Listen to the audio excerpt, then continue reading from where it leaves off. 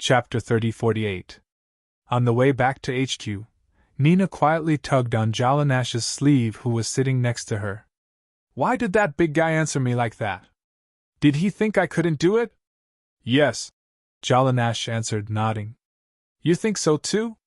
Jalanash thought for a moment and nodded. Me too. Is there no one who thinks highly of me? Although all of our goals are to surpass the president, all we've seen so far is despair. If you become an official member in the future and know our president's battle records, you'll probably be in despair too. That only means that your willpower isn't strong enough. Nina looked at Jalanash and the others as if to say, You're a bunch of inexperienced people. Jalanash didn't explain either. The others in the car heard them too. Those who knew were too lazy to explain, while those who didn't also felt that Nina was right. The car returned to HQ. West glanced at the people who had returned. How was the experience? I broadened their horizons, the lead said. Just then, Chen Zhao walked over. We've seen the monsters, Chen Zhao said. Now we'll send them into the dungeon. With that, Chen Zhao left, making a call as he walked. Xiao He, you better tell Jialawan that you only have 2 days left. Do you know what that means? On the other end, Xiao He's heart tightened. 2 days. It seemed that they had to speed up. After hanging up, Xiao He immediately pulled Jialawan to her side. Jialawan, Mr. Chen called and reminded us that we only have 2 days left. Jialawan's expression was ugly too. Just then, coddlers and a few people from the Duke's residence walked in. Miss Jialawan, Miss Wang, we got some information from that guy. We don't know if it's true or not. In the past few days, Jialawan and Xiao He had taught them many things as instructors of the Duke's residence. They'd also helped them break through enemies that they previously found difficult to break through. In fact, they performed even better than the previous generation of the Duke's residence. The new era's laboratory, base, breeding grounds, and all sorts of monsters. No matter what kind of enemy they faced, Xiao He and Jialawan performed very well, from combat ability to analysis and control of the situation. Now, almost everyone in the Duke's mansion obeyed Xiao He and Carrie's every word. He wanted to know how strong Xiao He and Carrie were. One time, because the Duke's mansion's higher-ups didn't trust Xiao He and Carrie, as well as their team members' trust in Xiao He and Carrie, the Duke's mansion's higher-ups decided to ditch Xiao He and Carrie and organize an operation on their own. In the end, the entire army was annihilated. More than half of them were dead or injured, and the other half were captured. Cranlesis was one of the captives. After that, Xiao He and Carrie broke into the new era's headquarters.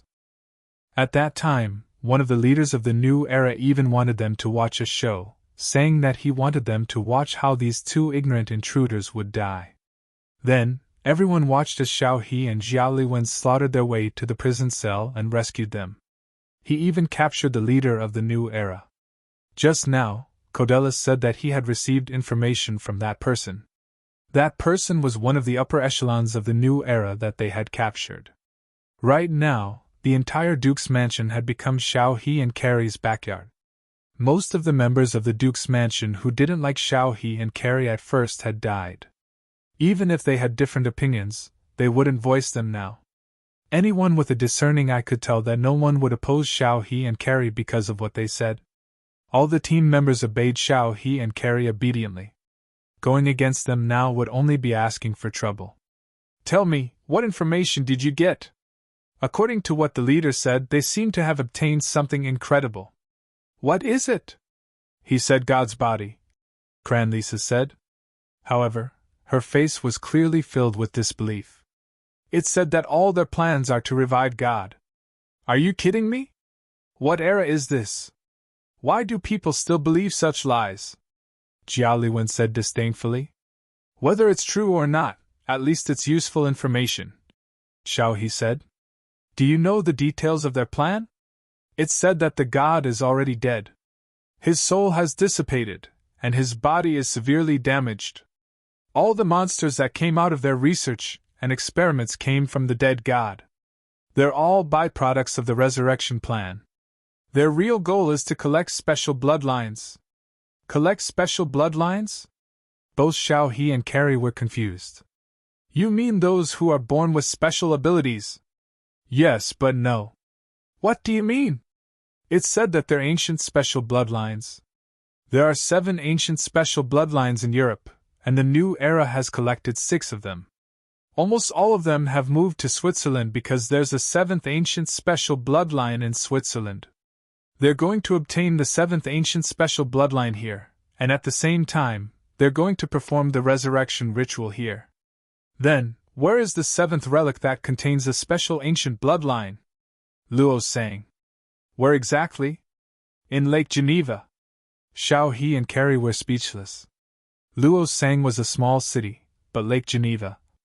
It was more than 10 times the size of Luo sang. What kind of location was that?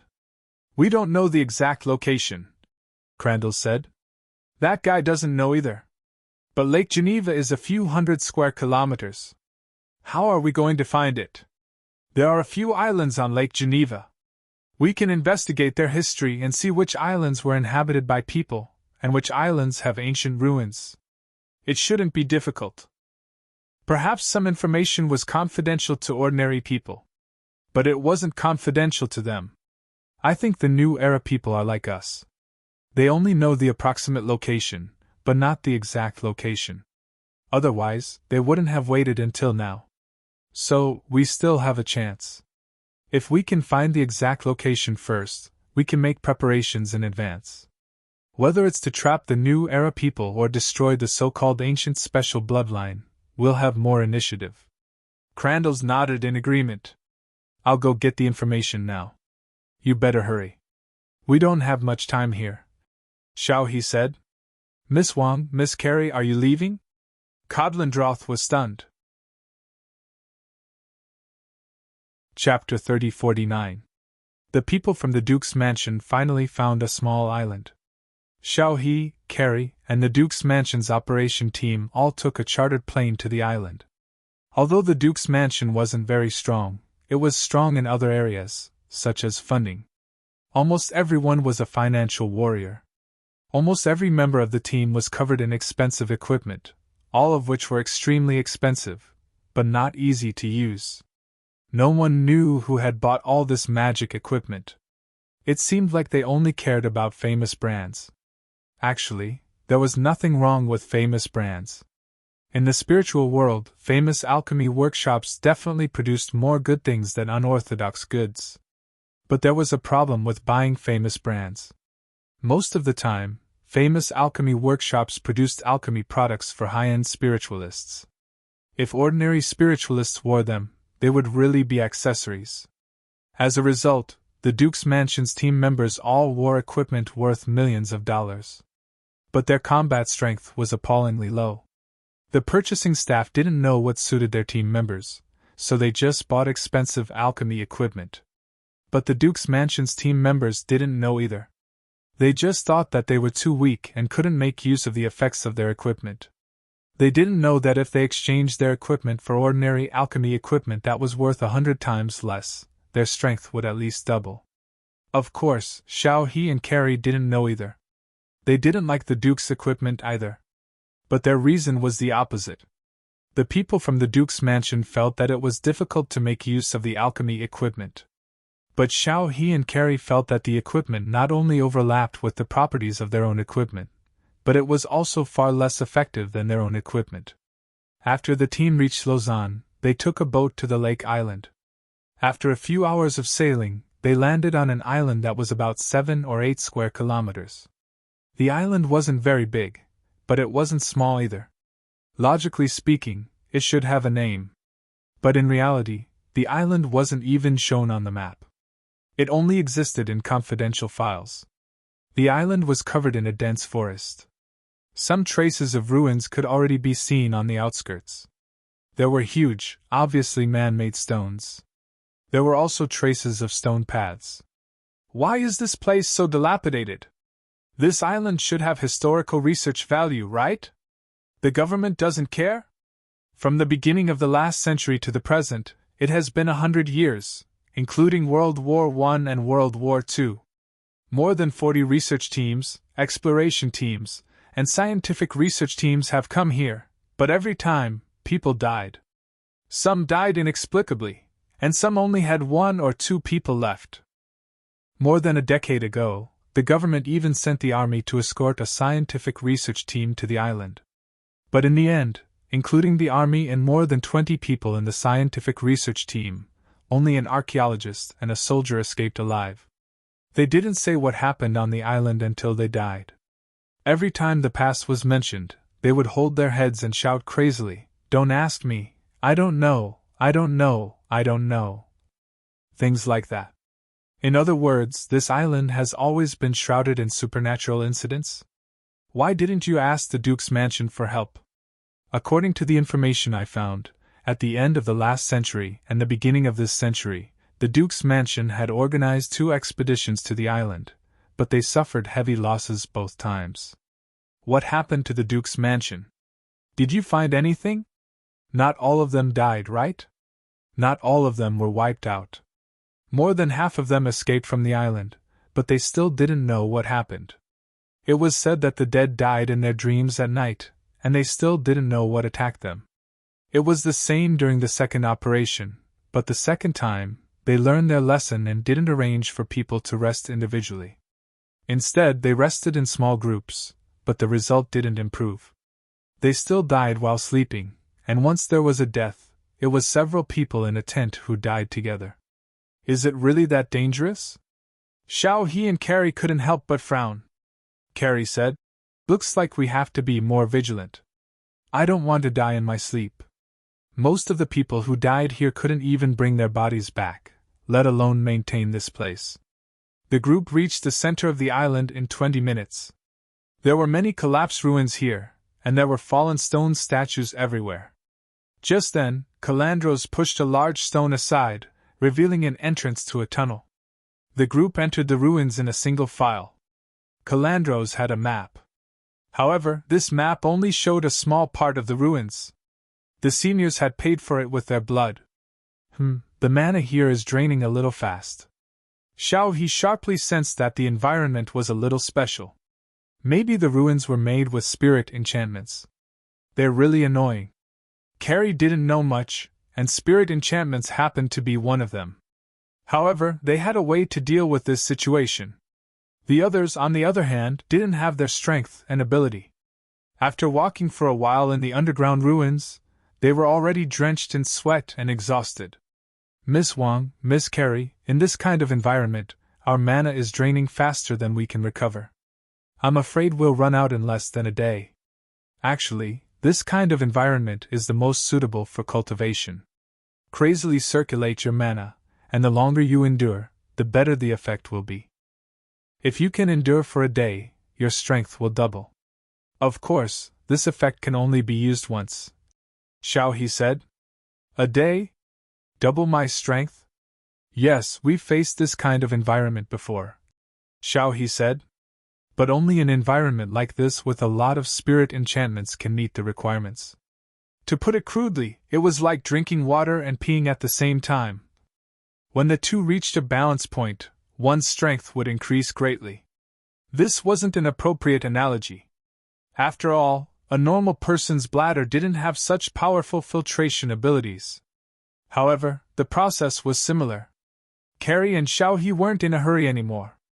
They definitely exceeded the time limit. But they were already in the ruins. Exceeding 1 day was still exceeding. Exceeding 2 days was still exceeding. Could Qin Zhao chase them all the way to this relic? So, they weren't in a hurry anymore. You can maintain this state for now. If you can't, use your magic rings to recover your mana. Of course, this effect will be interrupted too. You can improve however much you want. Everyone tried their best to maintain this state. It was very strenuous, but they could feel that this state had significantly increased their upper limit of magic power and recovery speed. This improvement was very shocking. They were growing almost every second. Chapter 30-50. They rested for half a day. Finally, the two of them had everyone set off again. After walking for half an hour, black plants began to appear around them. Pure black plants didn't exist in the natural world. That was because melanin could absorb light and absorb heat. No plant could withstand such high heat. However, they clearly weren't natural plants.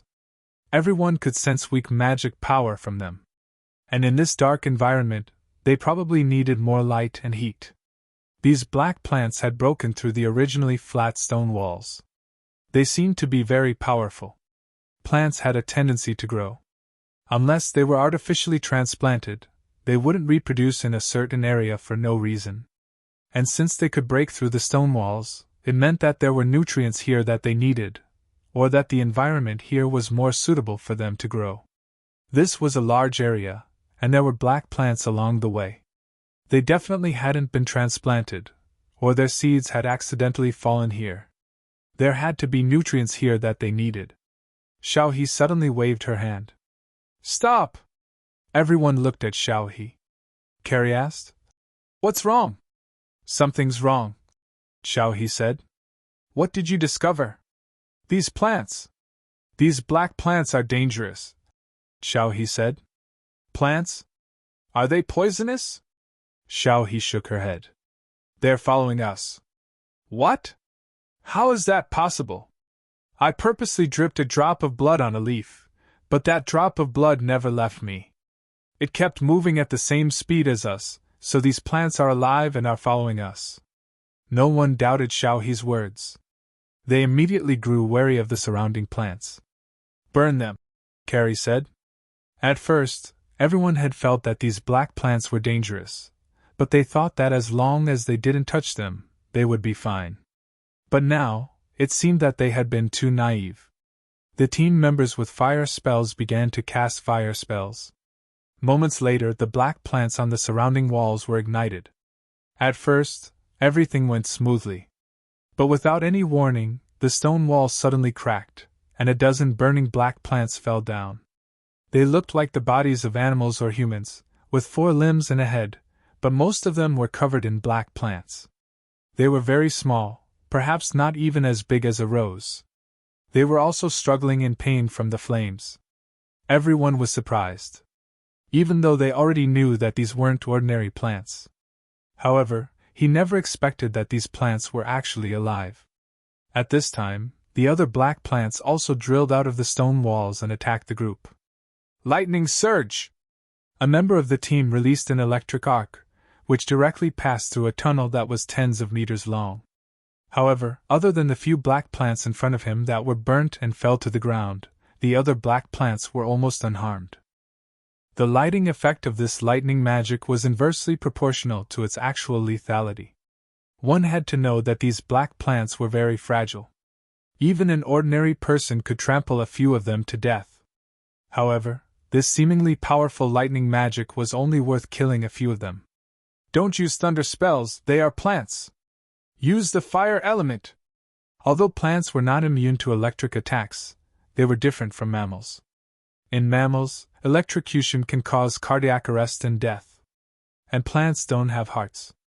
Therefore, if one wanted to use electricity to kill plants, they could only use a more powerful electric current to evaporate the water in the plants. If the water in the plants could not be evaporated, then this kind of attack would be meaningless. Moreover, these black plants could actually use dark magic. Although he could only use the lowest level black arrow and dark magic spike, he could still use it. However, there were so many of them, and they moved in groups that it made people's scalps go numb. Fick, use holy magic, Carrie called out. My holy magic can only heal. It doesn't have any killing power. No, they are light-averse plants, Carrie said. Don't doubt Miss Carrie's words. Hurry up, Cranlisi urged. Fick immediately reacted. He had always been obedient. However, this request caught him off guard. Fick immediately condensed a ball of light in his palm. The light ball shone brightly, and the surrounding black plants immediately stopped attacking. They all drilled back into the stone walls. Only the leaves and a few branches could not be retracted. Their leaves were also closed like starbecks. As expected, the group secretly heaved a sigh of relief. Fortunately, Carrie had reacted in time. Otherwise, these black plants would not be easy to deal with. How long can you maintain it? Carrie asked. If there are no other costs, this light spell can last forever, Vic said. However, I won't be able to use any other spells. Don't worry, leave the fighting to us. You just need to maintain the spell. The group resumed their journey. Along the way, there were still many black plants clinging to the stone walls. However, wherever they passed, the black plants would shrink. We'll be in trouble if we don't have holy magic, Xiao He said. Fortunately, they are light averse. Otherwise, it would be difficult to deal with them. Cranlisi knocked on the stone wall. The stone walls are hollow. It looks like they've been hollowed out by these living plants. What are they? Plants? Animals? They're probably the culprits that caused the deaths of the previous inspection teams. Although they are individually weak, there are too many of them. They also know magic, especially when people are sleeping. It's impossible to guard against them. After all, most people don't have the mentality to be wary of plants. They walked for about 3 hours. It was not a long time.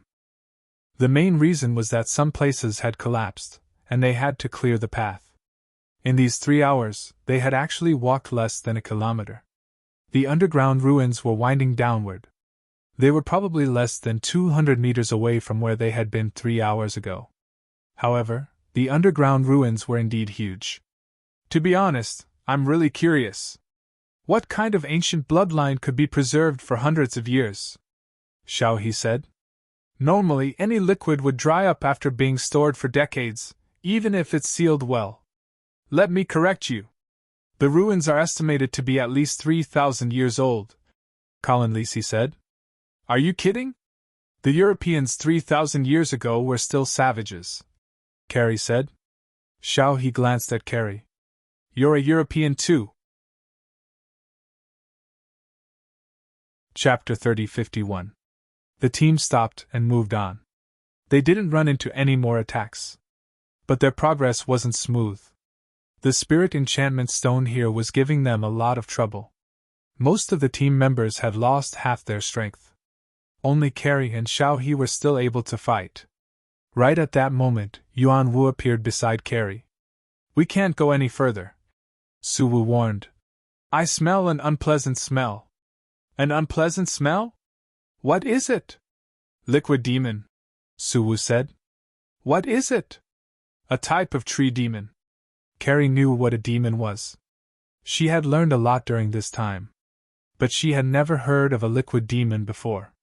Is this kind of demon very powerful? It's originally the lowest level of demons, but as time passes, it will continue to grow. Liquid demons don't have levels or realms. They can continuously grow stronger, and if given enough time, they will become extremely terrifying, Su Wu said. This liquid demon here might have several thousand years of cultivation. Anyway, it gives me a very unpleasant feeling. Even you can't deal with it? What do you think a great demon with several thousand years of cultivation is? Almost no one can deal with it. Don't even think about it, it's definitely not something you can handle, Su Wu said. Not to mention the fact that I haven't recovered to my complete form yet. Even if I was in my complete form, I still wouldn't be able to deal with it. Carrie took a deep breath and glanced at Xiao He, then said to the others, I have some very bad news to tell you. Everyone turned to look at Carrie. Carrie's tone made them feel very uneasy. In the depths of these ruins, there is an extremely terrifying existence. I don't know how powerful it is. Miss Carrie, even you can't deal with it? Cranlisi asked. Haha, before that thing, Xiao He and I are nothing. Carrie shook her head. Anyway, it's an extremely terrifying existence. There's no way to deal with it? At least I can't think of a way, Carrie replied. That ancient special bloodline should be protected by that thing. Even though I can't be sure, I don't think the people of the new era can deal with it. In other words, we have to give up on this mission, right? Crandall asked in a deep voice. The other team members were also very disappointed. After all, their journey had not been easy. But now, he had to give up halfway. Although they would like to say that they have the determination to face any enemy. However, Carrie's words were undoubtedly very trustworthy. Since Jialiwen said so, The thing inside might not be something they could deal with. Boom, boom, boom. At that moment, the walkway behind them suddenly exploded. One of the team members suddenly retreated and left the team. Fane, what are you doing? Colindroth called out. After separating from the crowd, Fane revealed a malicious smile. Carrie pulled Cranley's back. He betrayed us. What? How is that possible? Cranley and the other members were in disbelief. Fane, tell me, this isn't real. No, it's true, Fane said with a smile. You don't understand at all what you're doing. You're obstructing the new era, and I'm just making the right choice. Have you been brainwashed by the evil cult? You actually believe in the evil cult's theories? I used to think that it was a joke until I met God, a real God. Fane said. The teachings of the new era are real. They really have God, and their plan is real. As long as this plan succeeds, God can be resurrected. At that time, I will be given power and eternal life by God. Everyone was furious. Who would have thought that there would be a traitor among them? You're saying it now because you think you can deal with all of us alone? Or can you deal with me and Xiaohe? Miss Carrie, Miss Lotus, the two of you are powerful and outstanding, far more outstanding than any of them. Join us. With your participation, the plan will be much smoother, and your positions will definitely be above mine, Fane urged. Miss Carrie, Miss Lotus. I don't like having another person ordering me around. One is already giving me a headache. I don't like it either. Xiaohe and Carrie refused without hesitation. What a pity, Fane said disappointedly. But even if you refuse, it doesn't matter. Your ignorance won't stop this plan. Then I'm afraid I'll have to disappoint you. I don't know if I can stop that so-called God from resurrecting, but you definitely won't have the chance to receive God's blessings. Carrie looked at Fane murderously. Betrayal could not be forgiven. How frightening, Miss Carrie. But do you want to kill me? Fane suddenly opened his windbreaker, revealing the countless canisters inside. Explosive canisters, nightmare poison, black plague. If you attack me, I'll shatter these things. Perhaps you can kill me, but you definitely won't be able to stop me from taking you down with me. In this sealed environment, you'll die even faster than me. Everyone looked at Fane angrily. They wanted nothing more than to tear him to pieces. Oh, that's right. The people of the new era have already started pouring poison gas from the outside. In other words, if you don't hurry up and go in, then once the gas reaches here, everyone will die. Perhaps the gas is ineffective against Miss Carrie and Miss Wang, but it's hard to say for the others. You want to use us to deal with that great monster? Xiaohe asked. Of course. You're so powerful. If I don't make use of you, wouldn't it be too much of a waste? You deserve death. Carrie's veins were bulging. She was clearly extremely angry. You don't have the right to decide whether I deserve death or not, Fane said disapprovingly. Everyone looked at Jialiwen and Xiaohe in despair. The two of them were at a loss. No matter what they did, it was a dead end. At this moment, both of them felt an immense pressure.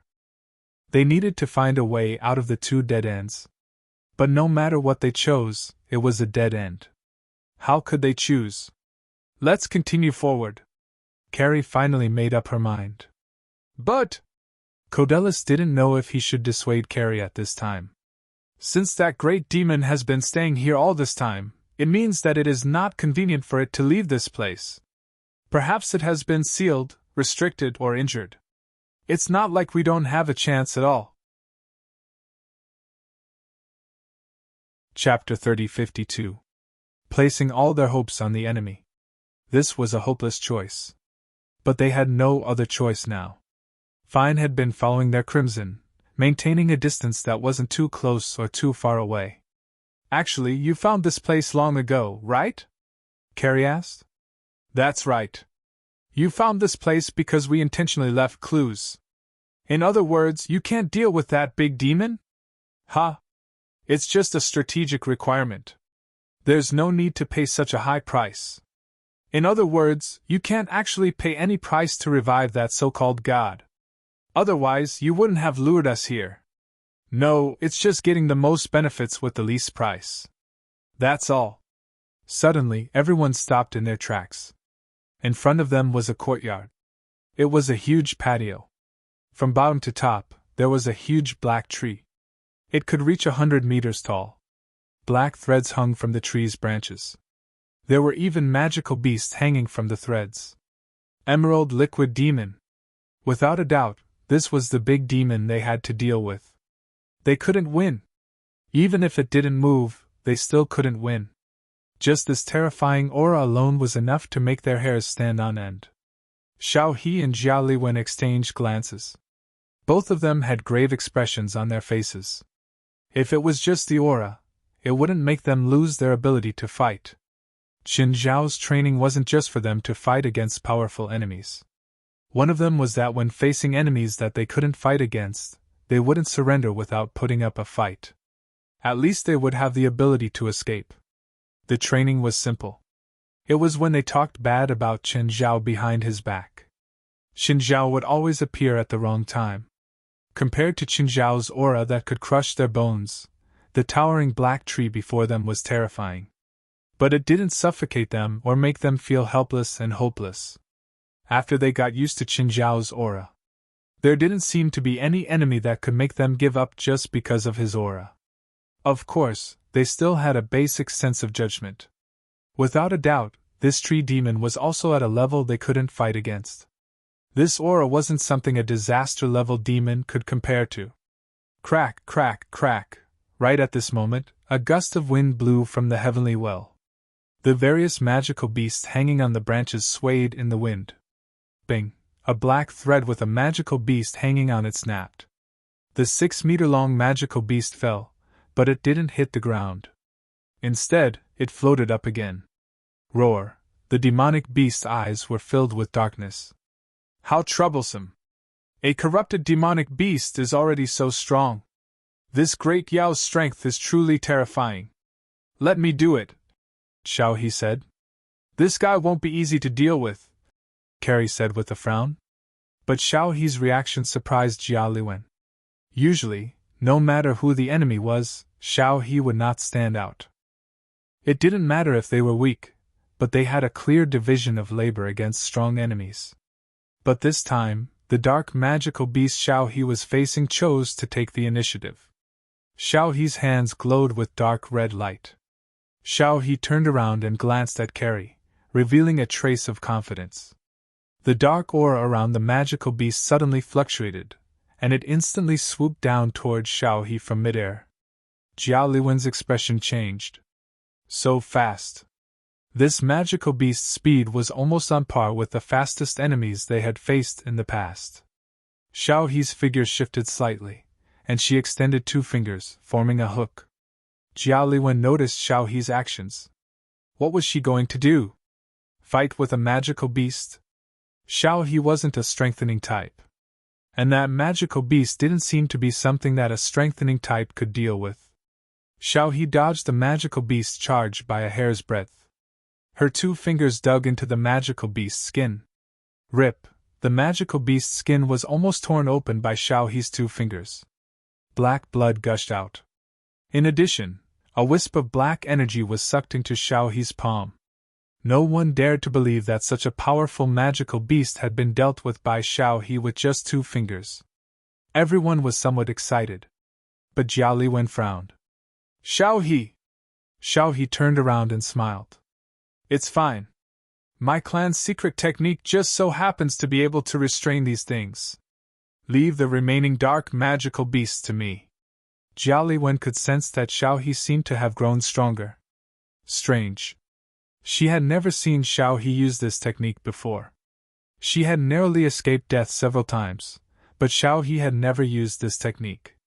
Why did she use it this time? And when did her close-range combat become so strong? As they spoke, 3 more magical beasts landed on the tree.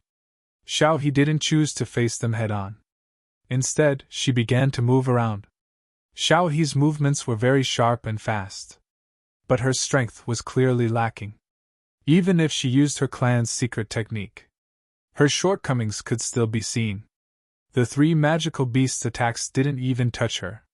Xiao He twisted and turned, easily dodging the attacks of the three demonic beasts.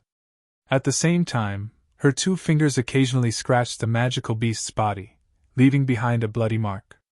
And with each attack, Xiao He would absorb some of the dark energy. Xiao He, that energy isn't good. You don't want to become one of those black things, Jia Liwen reminded her. Mr. Chen said that power isn't good or evil.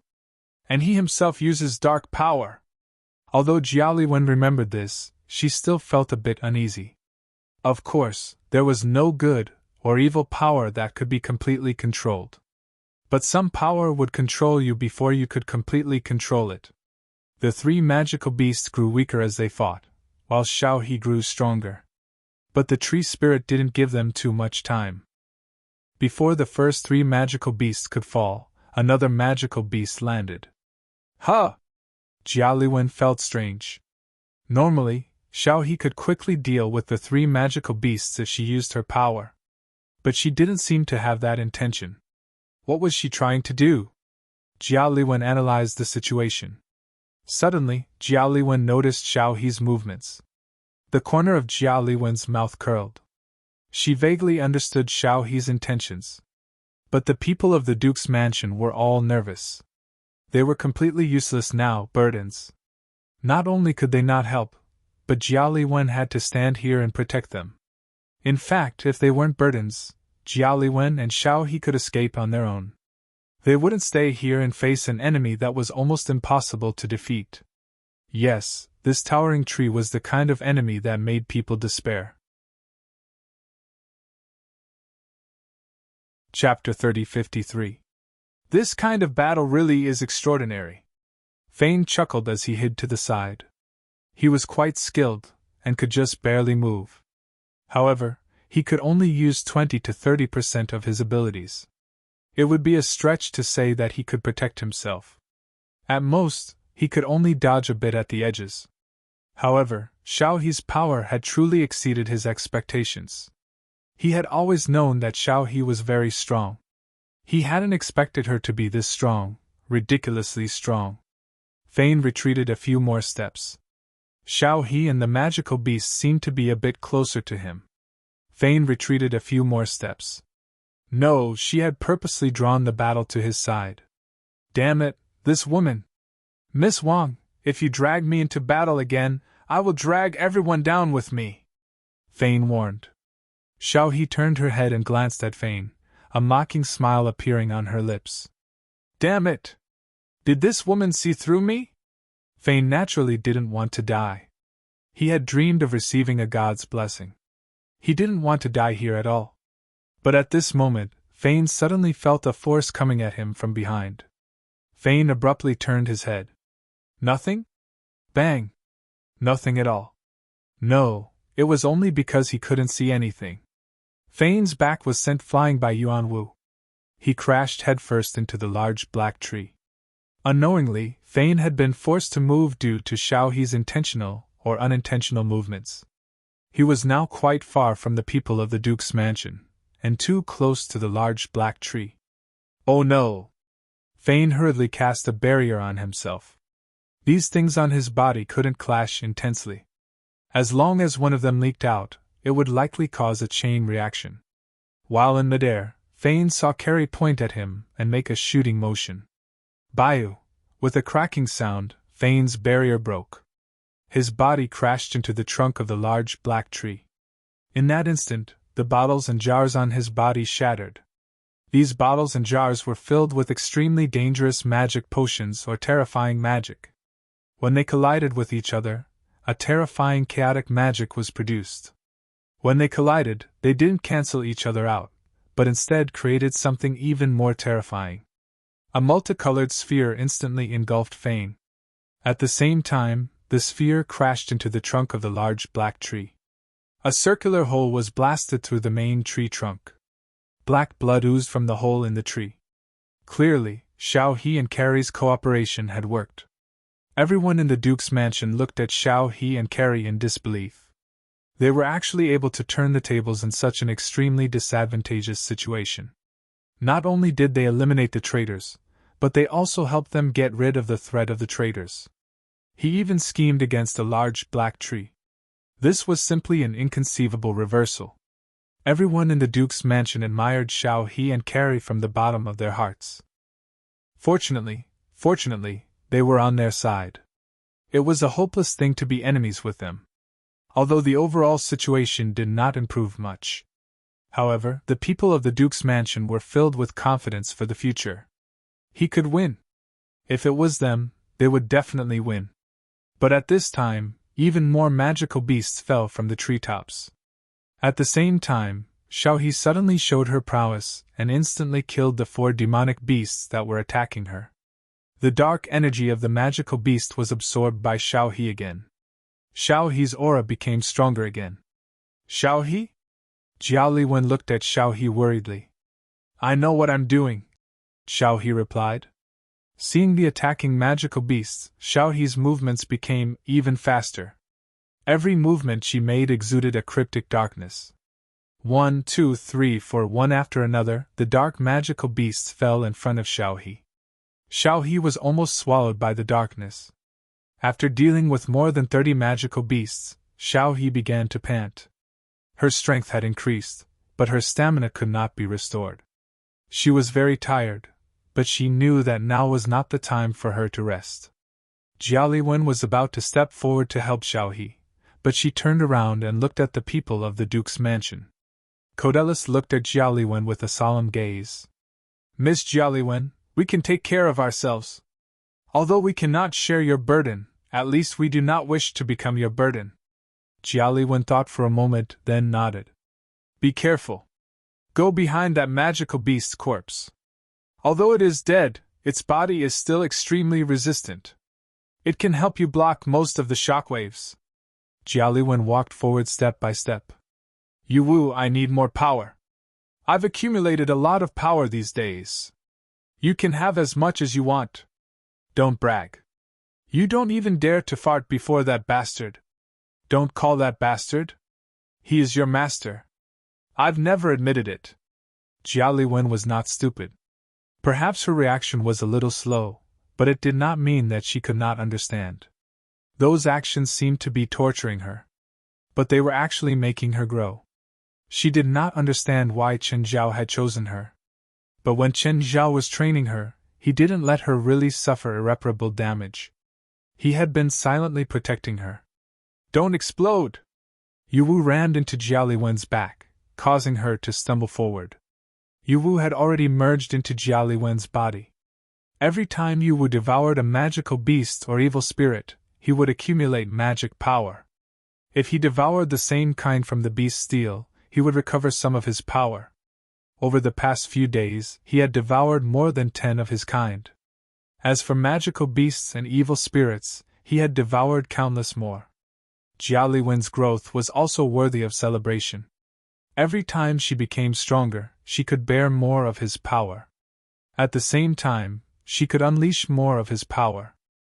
Of course, even though Jiao Liwen was very strong now, she still could not completely bear Yu Wu's power. Yu Wu still needed to control the power he sent to Jiao Liwen. Jiao Liwen thought of the power she had felt when she had merged with Yu Wu. But this time, it was even more intense. She also understood the coldness of this power. Green silk! Jiao Liwen shot out 5 green magic threads from her fingers and touched a dark magical beast. The dark magical beast immediately attacked Jiao Liwen. Demon seal! Jiao Liwen's spell followed the green magic threads. The dark magical beast was sent flying as if it had been hit by a hammer. Come here! Jiao Liwen retracted her magic threads. The dark magical beast's soul was extracted and turned into her puppet. Go! So strong! Not only is Miss Wang strong, but Miss Jiao Liwen is also strong! Everyone's eyes were filled with stars. Chapter 3054. 5 strands of magic power shot out of Carrie's left hand, instantly killing a magical beast. Then, she extracted the beast's soul and controlled it to fight for her. Of course, it looked easy, but in reality, each of Carrie's attacks used 10 times her previous magic power. Also, using the magic power strands to control the beast's soul was very strenuous. But she had to admit that the power Carrie displayed was beyond her level. Not just her, Xiao He was also beyond her level. Xiao He glanced at Carrie. Carrie, leave this to me. Don't accept too much of Yu Wu's power. Xiao He knew the relationship between Carrie and Yu Wu. Carrie could borrow power from Yu Wu. Although she and Yu Wu had a master-servant relationship. But they were still two individuals. Yu Wu's power would place a great burden on Carrie. Carrie had once used this power that surpassed her own level. Xiao He remembered it clearly. Aren't you the same? Carrie said. She did not know what Xiao He's family's secret technique represented. But Xiao He had never used it before. This meant that this family's secret technique definitely had some restrictions. Or perhaps there was a price to pay. So, the more powerful Xiao He appeared, the more worried Carrie became. At this moment, the magical beast hanging on the tree began to shrivel and shrink. The black tree began to absorb the magical beast's life essence. The ground began to shake violently. Slowly, the black tree began to shrink. It began to transform into a human form. When he completely turned into a human, everyone was a little distracted. This was the appearance of a young girl. She was completely naked and covered in wounds. She was also bound by chains. The girl looked at them with tears in her eyes. But at this moment, Xiao He made a grabbing motion towards the girl transformed from the black tree. A red flying claw shot towards the girl.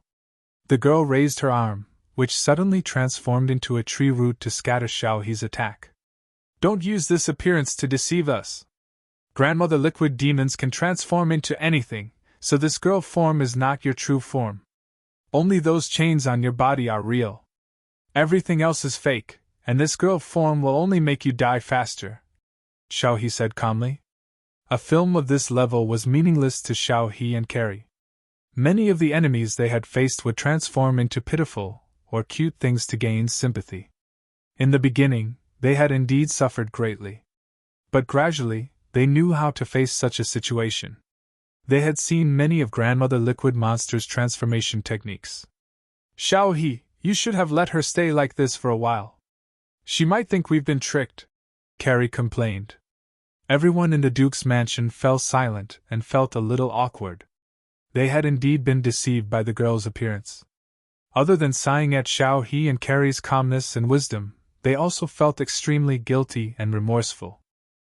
The girl lowered her head, her shoulders rising and falling slightly. He. I thought we could play for a while. Why did you have to expose me so quickly? I'm afraid our conversation won't be pleasant, Xiao He said coldly. At this time, the black gas around Xiao He began to turn red.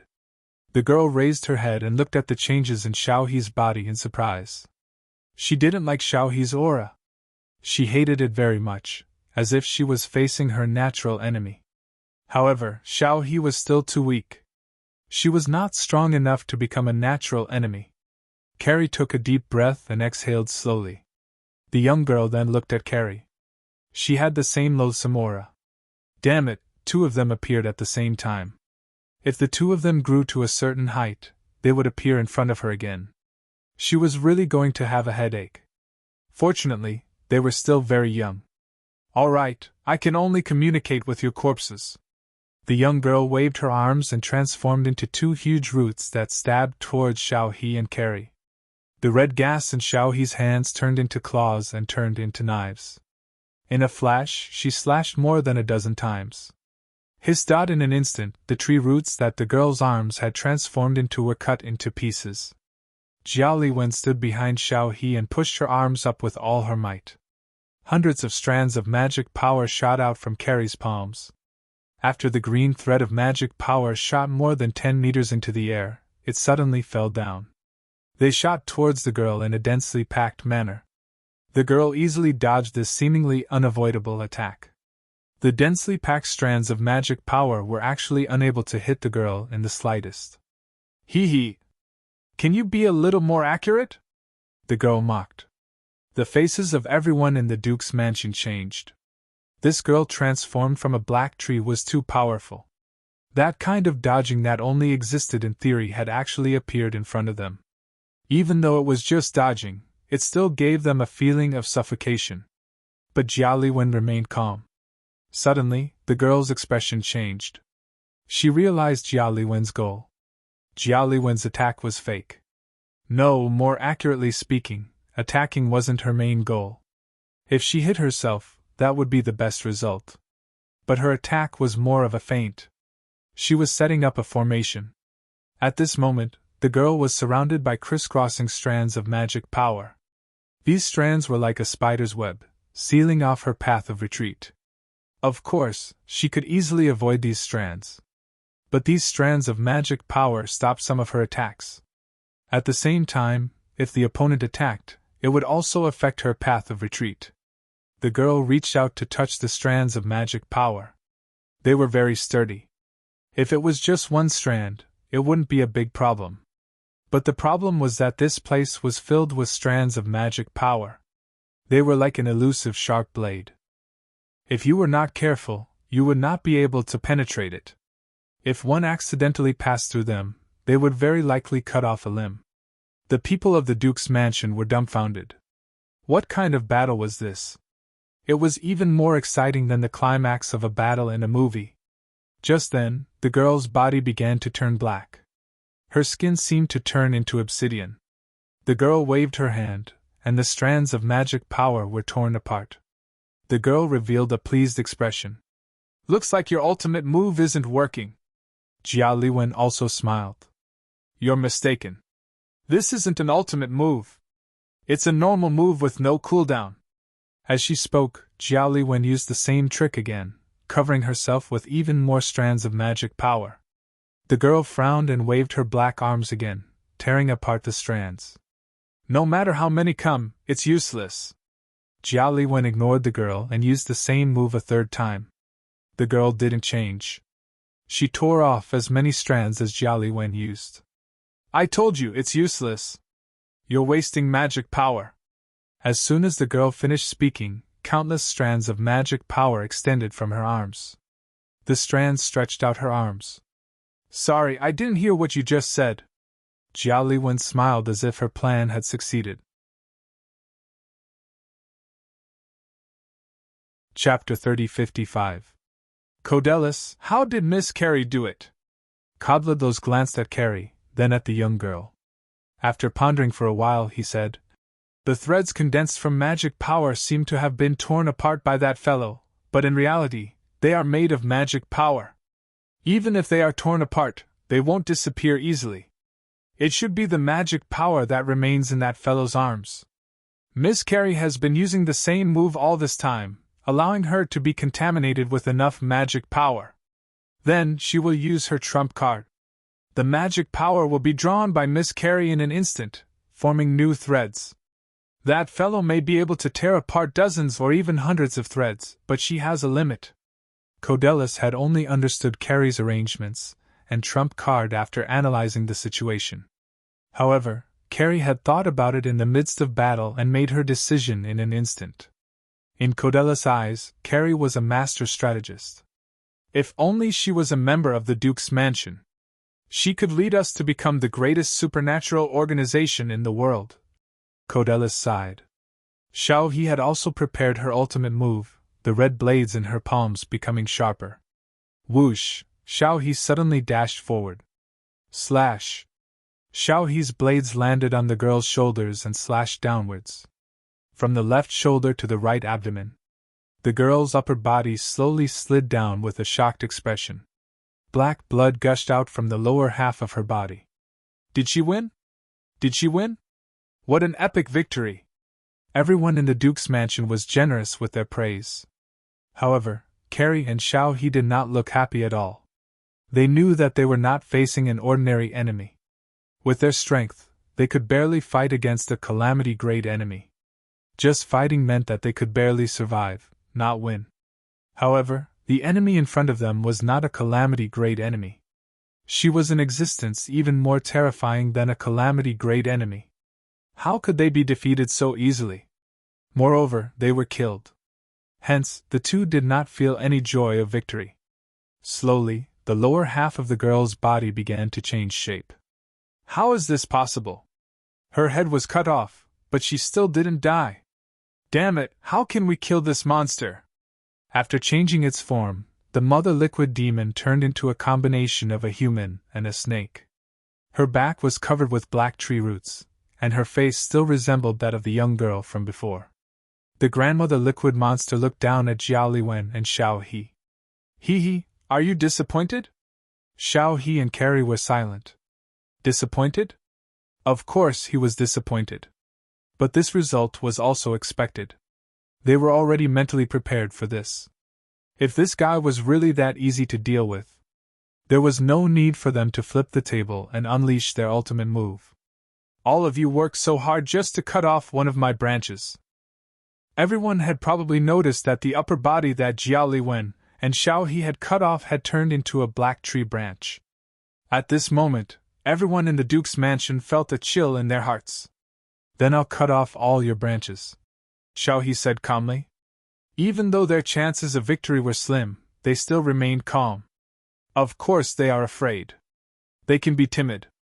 But cowardice was meaningless in battle. Jiao Liwen panted slightly and looked at Xiao He. Can you continue? I can chop enough firewood to warm the furnace for 3 years. I don't know if she can provide enough firewood to warm the furnace for 3 years. Xiao He put her palms together, and the 2 red knives turned into a huge zamadeo. The red zamadeo was even longer than Xiao He. Xiao He was a petite girl, but when she held the zamadeo in her hand, she looked valiant and heroic. Jiao Liwen lowered her body and put her palms on the ground. Break! Jiao Liwen shouted. In an instant, the ground in front of her was cut into dozens of square cubes. Similarly, the grandmother liquid demon's snake-shaped lower body was also cut into cubes. Xiao He took the opportunity to rush forward, and the knife in her hand fell. The huge red zamadeo danced. The grandmother liquid demon was beheaded by Xiao He again. Everyone once again went from heaven to hell, and from hell to heaven again. The grandmother liquid demon was very strong, that was obvious to all. But Jiao Liwen and Xiao He refreshed their understanding again and again. How did Miss Jiao Liwen do that? It should have something to do with her inheritance. Her power seeped into the ground, and then she instantly released magic to cut the ground and the enemy. Cranleese said. Because Jiao Liwen's attack was hidden underground, she did not know the specific situation. But the headless grandmother liquid demon instantly shot out dozens of tree thorns from its body, heading straight for Xiao He and Jiao Liwen. The red zamadeo in Xiao He's hand spun quickly, cutting off the tree thorns coming at her. But Jiao Liwen's reaction was still half a beat too slow. She was not a strengthening type, and she had just finished her training. Several tree thorns instantly pierced Jiao Liwen's body. Everyone cried out in surprise. They did not expect the grandmother liquid demon to be so cunning. Yes, Jiao Liwen and Xiao He's plan was wise, while the grandmother liquid demon's was cunning. Seeing that Jiao Liwen was injured, Xiao He immediately rushed forward a few steps and cut off the tree thorns. She did not turn back to ask Jiao Liwen about her injuries. Even without looking, she knew that Jiao Liwen's injuries were not light. But Xiao He knew that now was not the time to stop. Once they stopped, they would face an even worse situation. She needed to prevent the grandmother liquid demon from attacking Jiao Liwen again.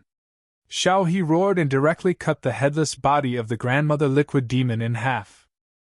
But in the middle of the two halves, the black liquid immediately began to connect. It seemed that the attack in half could not kill it. The zamadeo in Xiao He's hand turned into a mace.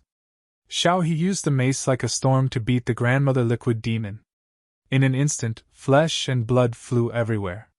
But after the flesh and blood left the body, it turned into tree bark and wood chips. The mace in Xiao He's hand changed again, turning into 2 red-tasseled spears. When the spear tip touched the grandmother liquid demon's body, a small explosion occurred. Xiao He was going all out now.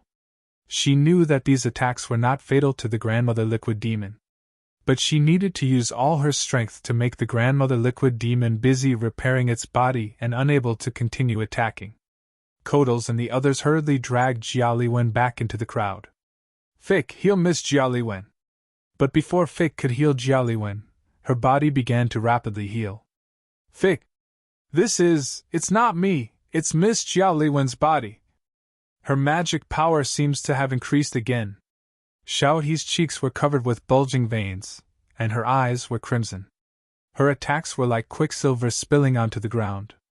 It was indeed a huge problem for the grandmother liquid demon. But everyone knew that if Xiao He's attacks could not harm the grandmother liquid demon, then her attacks would be meaningless. Chapter 3056. Suddenly, a thorn shot out from the grandmother liquid demon's body, piercing through Xiao He, who was fully focused on the attack. The huge impact sent Xiao He to the stone wall. Xiao He spat out a mouthful of blood. But the next moment, Xiao He cut off the connecting thorn and stood up again. At this moment, Xiao He was already covered in blood. But she didn't hesitate. This made everyone in the Duke's mansion feel ashamed. They couldn't even fight. They couldn't even help a little. The weapon in Xiao He's hand changed again. This time, it became a red chain whip. The red gas was like a burning flame. The chain whip in Xiao He's hand was ever-changing. Xiao He also danced with the wind like she was dancing. The scene was so beautiful. But everyone in the Duke's mansion knew how terrifying Xiao He's beautiful dance was. Occasionally, the whip would fall on the stone wall, and a large part of the stone wall would crack. If it was on a person or a spiritual body, it could probably kill a lot of them with one blow. But the attack on the grandmother liquid demon was much less effective. But the specialty of the chain whip was not attack power. It was attack frequency. If compared to the previous weapons, it was much more powerful. The power of a single attack might be a little weaker. However, the number of attacks within 10 seconds was something that other weapons couldn't compare to. Xiao He was trying her best to suppress the self-healing of the grandmother liquid demon. But the self-healing speed was still faster than the damage caused by Xiao He. At this time, the grandmother liquid demon had grown a new head. Maybe for the grandmother liquid demon, the head was not a necessity.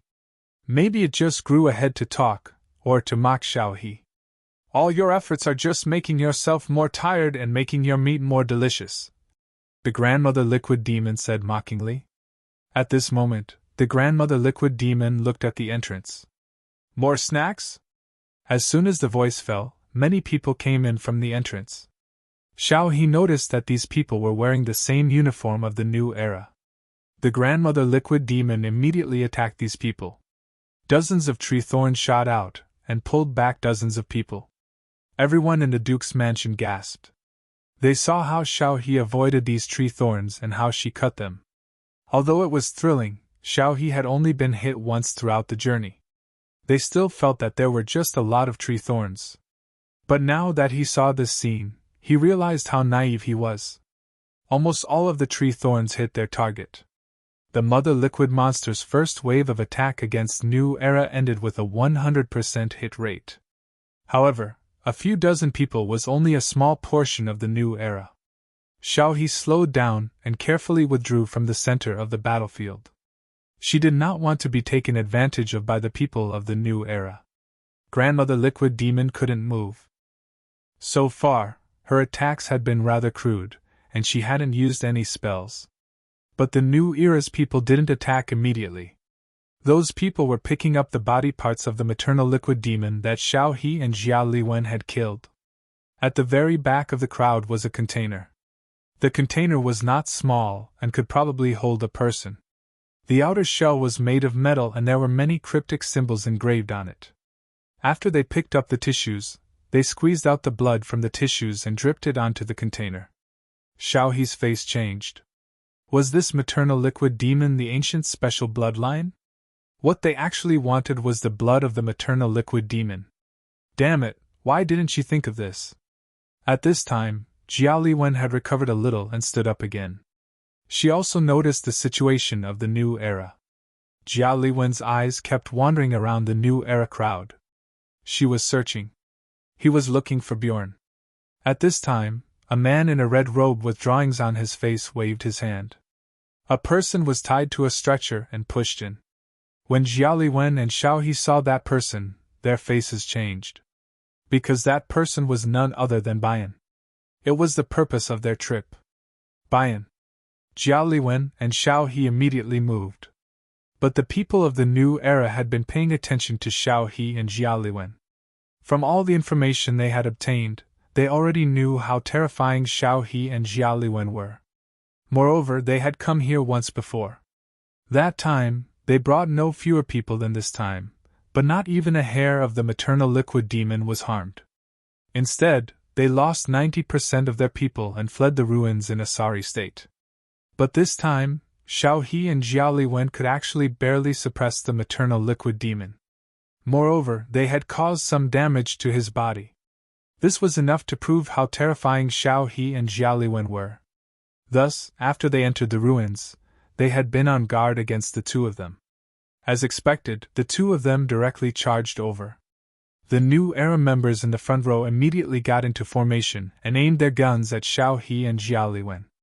"Fuck!" Jiao Liwen cursed. She could only temporarily retreat and activate her shield. Boom, boom, boom, da-da-da. Without any hesitation, they fired. Xiao He and Jiao Liwen couldn't withstand so many guns. "Miss Wang, Miss Jiao Liwen, come quickly!" The people of the Duke's mansion also activated their shields. They had many people, and their magic shields supported each other. The effect was much better than Xiao He and Jiao Liwen's. The new era's formation didn't stop, but their plan didn't stop either. In the crowd, Bayan was pushed in front of the container. Then, 2 syringes pierced his main artery. Jiao Liwen had the urge to rush out of the shield. But Xiao He held her back tightly. Bayan also looked in Jiao Liwen's direction. They were drawing his blood. At this moment, Jiao Liwen and Xiao He suddenly understood. Why did they keep bringing Bayan along and give him a high position? Because he was also a part of the resurrection plan. They wanted his bloodline. The light in Bayan's eyes grew dimmer and dimmer. Jiao Liwen's face was ashen. The moment the enemy's guns stopped, Jiao Liwen charged out. Xiao He followed closely behind. At this moment, Jiao Liwen's body and face were covered in Dao patterns. She had completely accepted the power that came from Yuan Wu. More accurately, she had forced Yuan Wu to transfer all of his power to her. Jiao Liwen swept out like a gale. 2 fusion bodies charged out. But in just a single exchange, the 2 fusion bodies were destroyed by Jiao Liwen. Jiao Liwen didn't stop. She slapped her palms several meters away, and a green light shot out. It directly hit the container. Xiao He charged in front of Bayan and tore the rope binding him. She grabbed him and retreated. Jiao Liwen immediately took his place and faced the dozen new era members who were about to raise their guns again. Jiao Liwen's palms suddenly shot out dozens of magic power threads. In an instant, the dozen new era members were entangled by the magic power threads. Jiao Liwen pulled forcefully. The dozen people fell to the ground with a thud. Their souls had already left their bodies. Chapter 3057. But more people came to fill in the gaps. They didn't care about the deaths of their companions. It was as if the ones who died were unrelated. And those who filled in the gaps were also unafraid of death. They were the true protectors of the evil cultists. Of course, although their faith was firm, it wasn't a good thing. Carrie clenched her teeth. The souls of these evil cultists were even harder to control than the souls of magical beasts. Their depravity had seeped deep into their bones. "If you don't want to cooperate, then disappear forever." Carrie instantly controlled the dozen souls to explode on the spot. Creak! At this time, the container surrounded by the evil cultists suddenly emitted a sharp sound. It sounded like a rusty screw being unscrewed. The runes engraved on the container evaporated one by one. Then, the container was pushed away. A woman stood up. She was beautiful, but her skin was completely gray, and she looked lifeless. The woman's expression was also very unnatural. She opened her mouth, tilted her head, and twisted her neck constantly. Gradually, another arm grew out of the woman's back. It was bigger than half of her body. "Hungry!"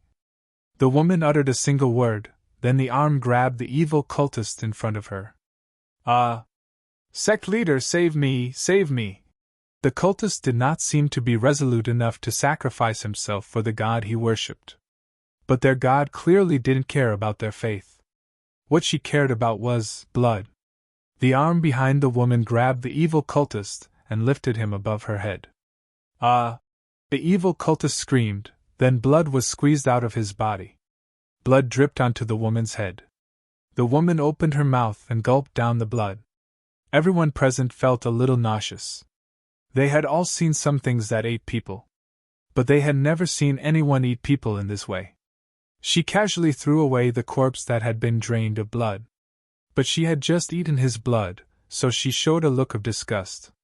The woman looked around, then her gaze fell on the maternal liquid demon. The demon cursed inwardly. This woman gave him a very, very bad feeling. But he couldn't escape. As soon as he took a step back, the chains bound him. The woman's arm grew larger and longer, grabbing at the demon. The demon immediately transformed into his true form.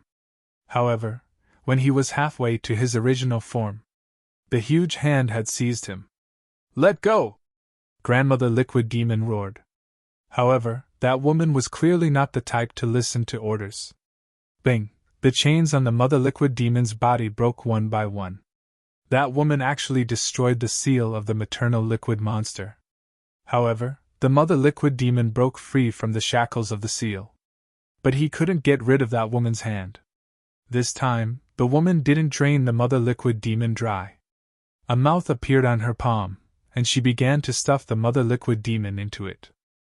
The Grandmother Liquid Monster wailed and struggled. That voice incited everyone present. The Mother Liquid Demon was unwilling to be devoured just like that. However, that woman's strength was indeed not something she could contend against. However, her seal had been lifted.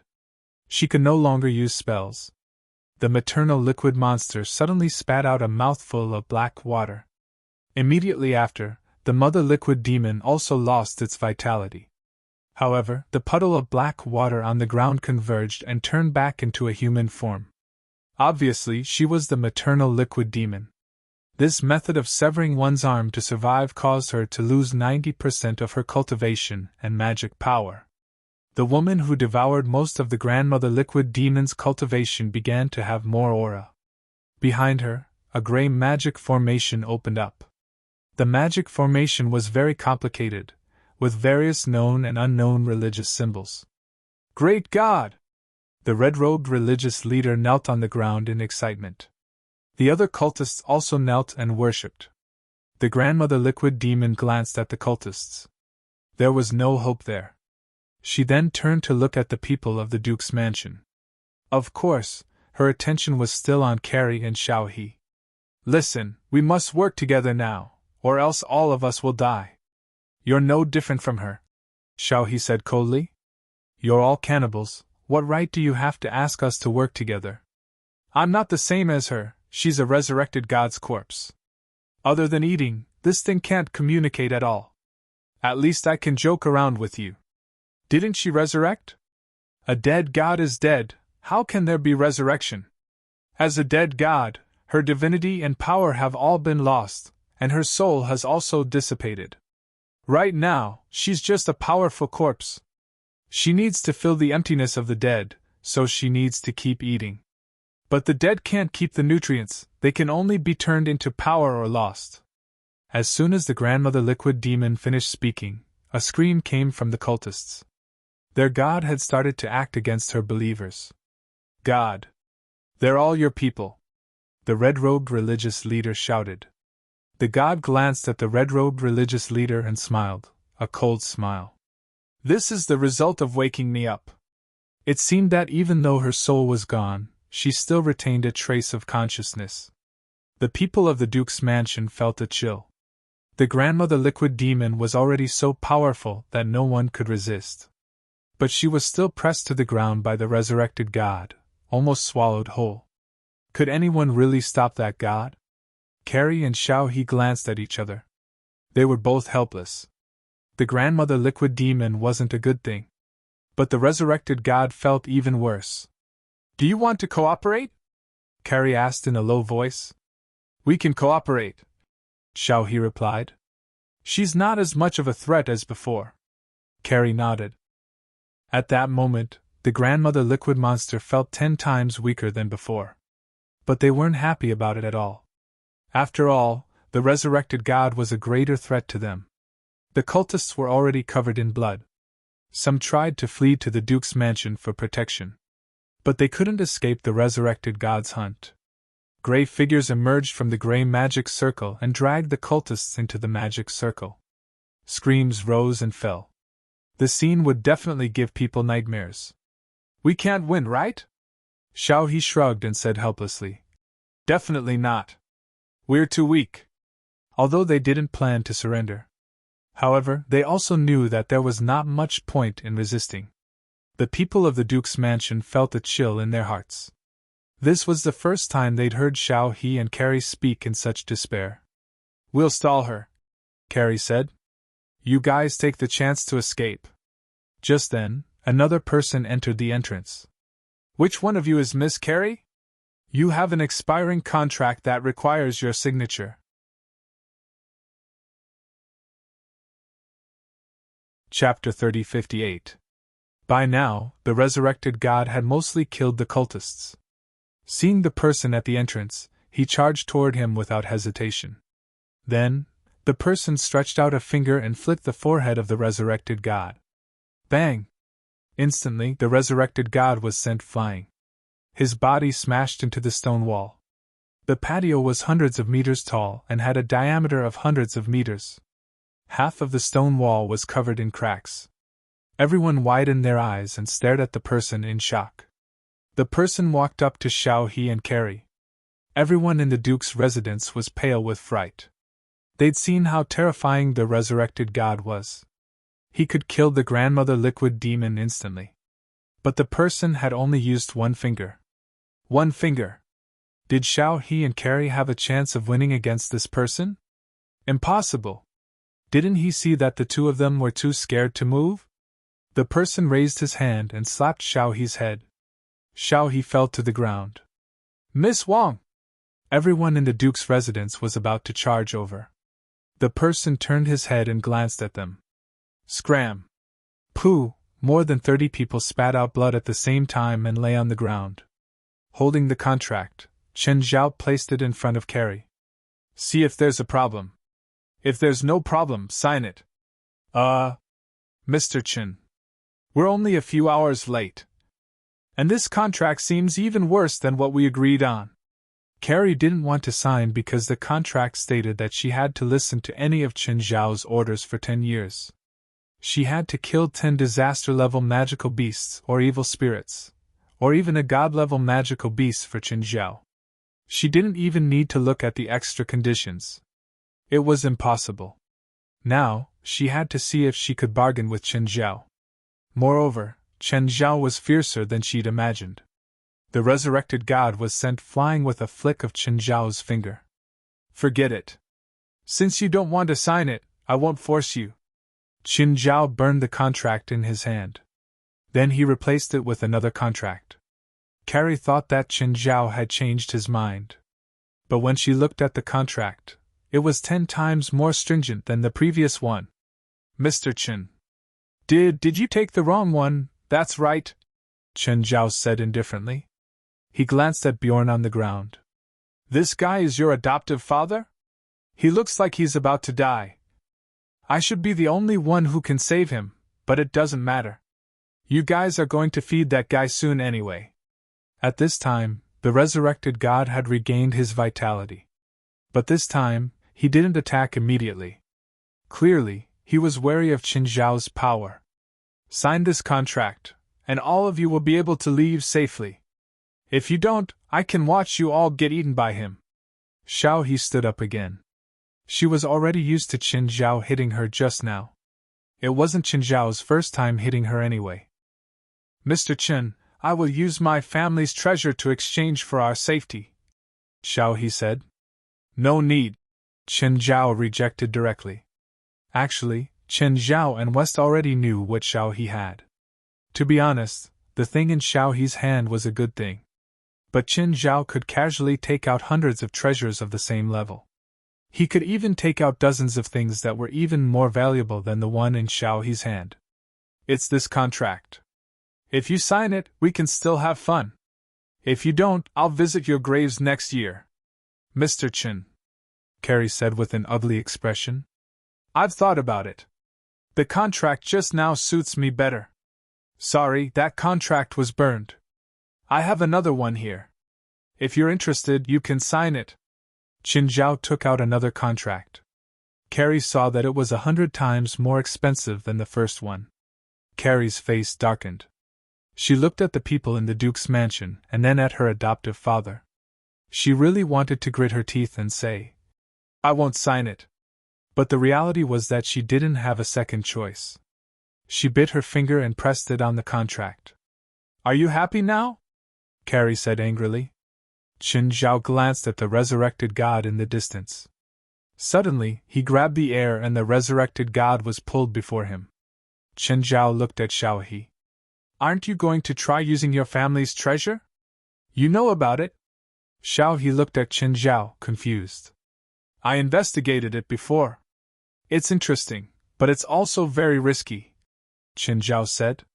Actually, the red gas that Xiao He had used earlier was a secret treasure of the God Refinement sect. It wasn't physical, but a type of gas called spiritual qi. Only by combining the God Refinement sect's techniques and spiritual qi could it be truly effective. Not only could spiritual qi transform into various weapons, but it also had the ability to extract the soul and refine the blood of the enemies it killed. In the past, the God Refinement sect wasn't a proper sect. Killing people and refining blood was real. But in modern times, the God Refinement sect had basically turned over a new leaf. Even if they used animals to cultivate, it was fine. Although the essence qi and blood were less than a human's, if the quantity was large, it wouldn't be much worse than a human's. Plus, it was safer and no one would blame them. But the God Refinement sect was getting worse with each generation. Actually, it was because the God Refinement sect hid the most important thing. This was spiritual qi. This was the true treasure of the God Refinement sect. Enemies hit and killed by the spiritual qi would have their essence qi and blood extracted, directly increasing the user's cultivation. It could be said that this thing was a divine weapon in battle. The more they fought, the stronger they got. Were you afraid? But using spiritual qi had a disadvantage.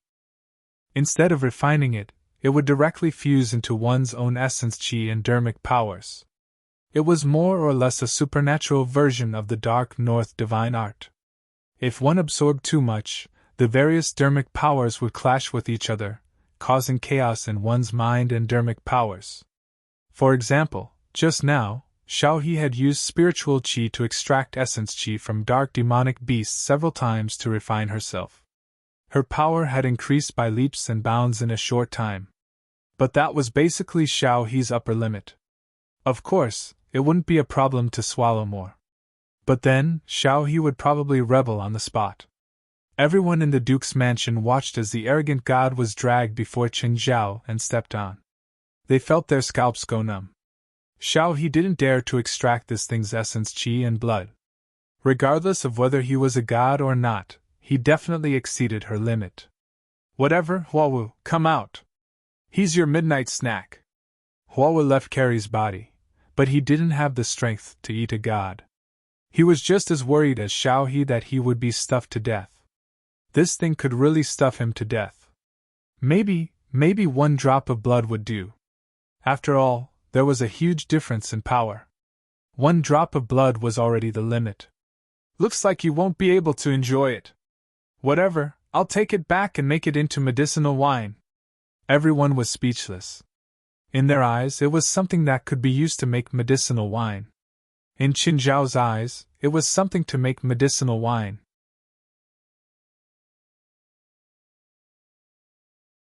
Chapter 3059.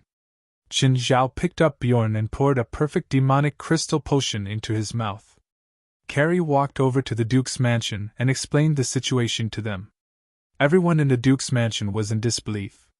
That guy was Xiao He and Carrie's teacher? Wasn't that too unbelievable? No, it was the opposite. That was more reasonable. If there wasn't such a terrifying teacher, how could he have taught Carrie and Xiao He to be so powerful? Now, everyone in the Duke's mansion was a bit jealous.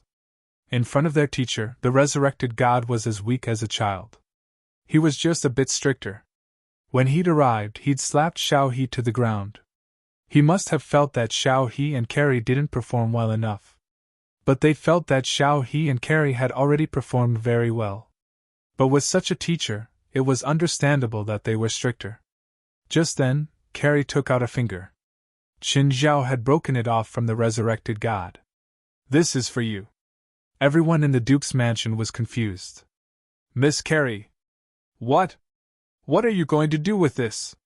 Don't tell me you want us to use it to create those fusion monsters? What are you thinking? This is a very good raw material for magic tools. If you find a powerful alchemist and use this as the basic material, you can create powerful magic tools. Of course, there won't be many of them, but they're very valuable. Xiao He and I are leaving. We might not have the chance to meet again, so consider this a gift from us." Everyone in the Duke's mansion was dazed. They also realized how precious this god's finger was. But when they remembered that Carrie and Xiao He were about to leave, they couldn't be happy anymore. However, they could understand it. After all, their teacher was so powerful. Xiao He and Carrie, on the other hand, had clearly not reached the heights their teacher had hoped for. So, it was natural that they would be taken away to continue cultivating. Everyone in the Duke's mansion followed Qin Zhao out of the relic. "I'm leaving now. You two better not make me come to you again. I'll give you 24 hours. With that, Qin Zhao flew into the air. It was the first time the Duke's mansion had seen someone fly. Everyone's eyes were filled with longing. They were filled with envy and jealousy. In their eyes, Xiao He and Jia Liwen were experts among experts. As for their teacher who could fly, he was probably an expert among experts.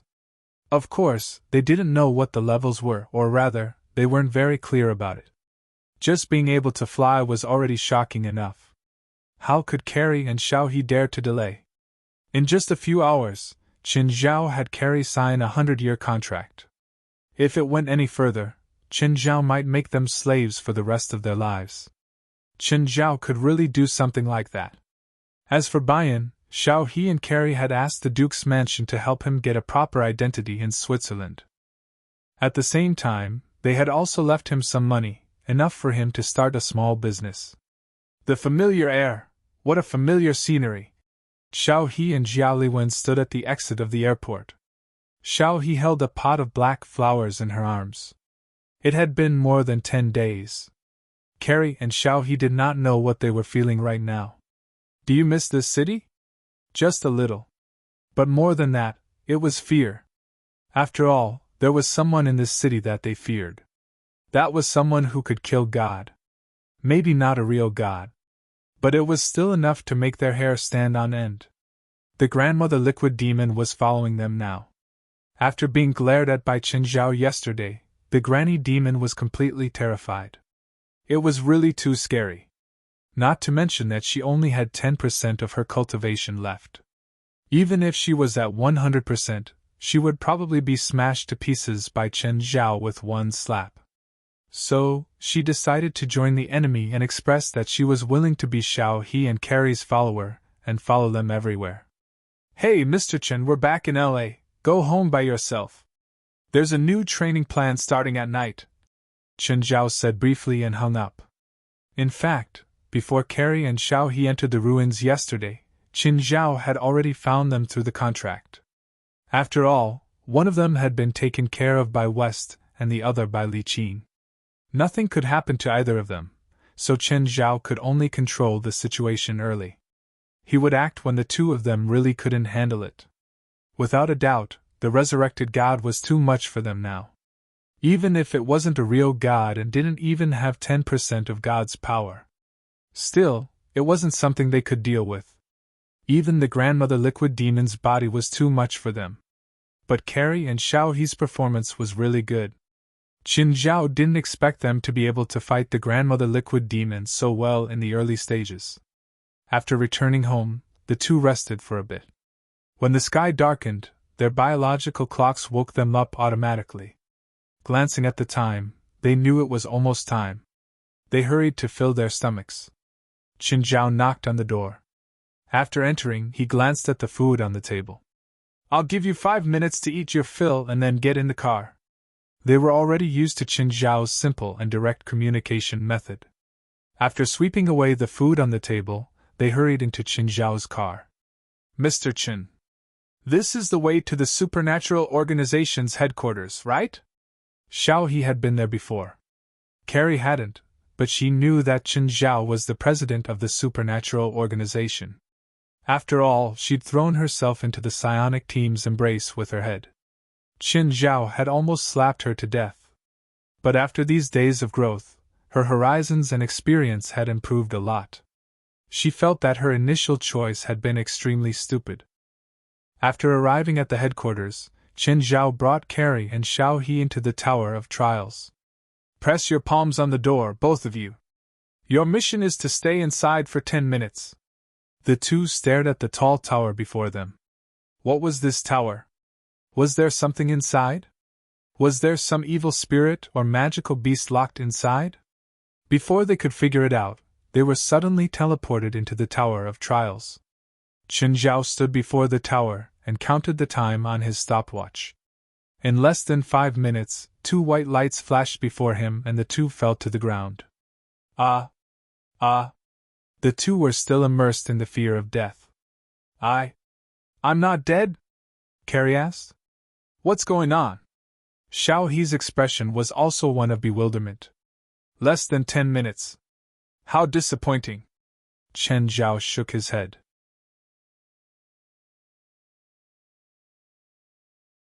Chapter 3060. Both of their faces were pale. At that moment, they thought that they were really going to die in there. Unexpectedly, they were back here in the blink of an eye. "Mr. Chen, what exactly happened just now?" "You can think of the experience as a high-level illusion. In fact, everything in the Tower of Trials was real. It wasn't much different from the trial grounds that Qin Zhao had created. However, there was still a fundamental difference between the two. It was a difference in the rules. If the trial grounds that Qin Zhao had created died, they would really die. This was because the trial grounds that Qin Zhao had created relied on the rules of the current world. Everything in the Tower of Trials had different rules. For example, life and death weren't so obvious in the Tower of Trials. The rules were power that even Qin Zhao couldn't fathom right now.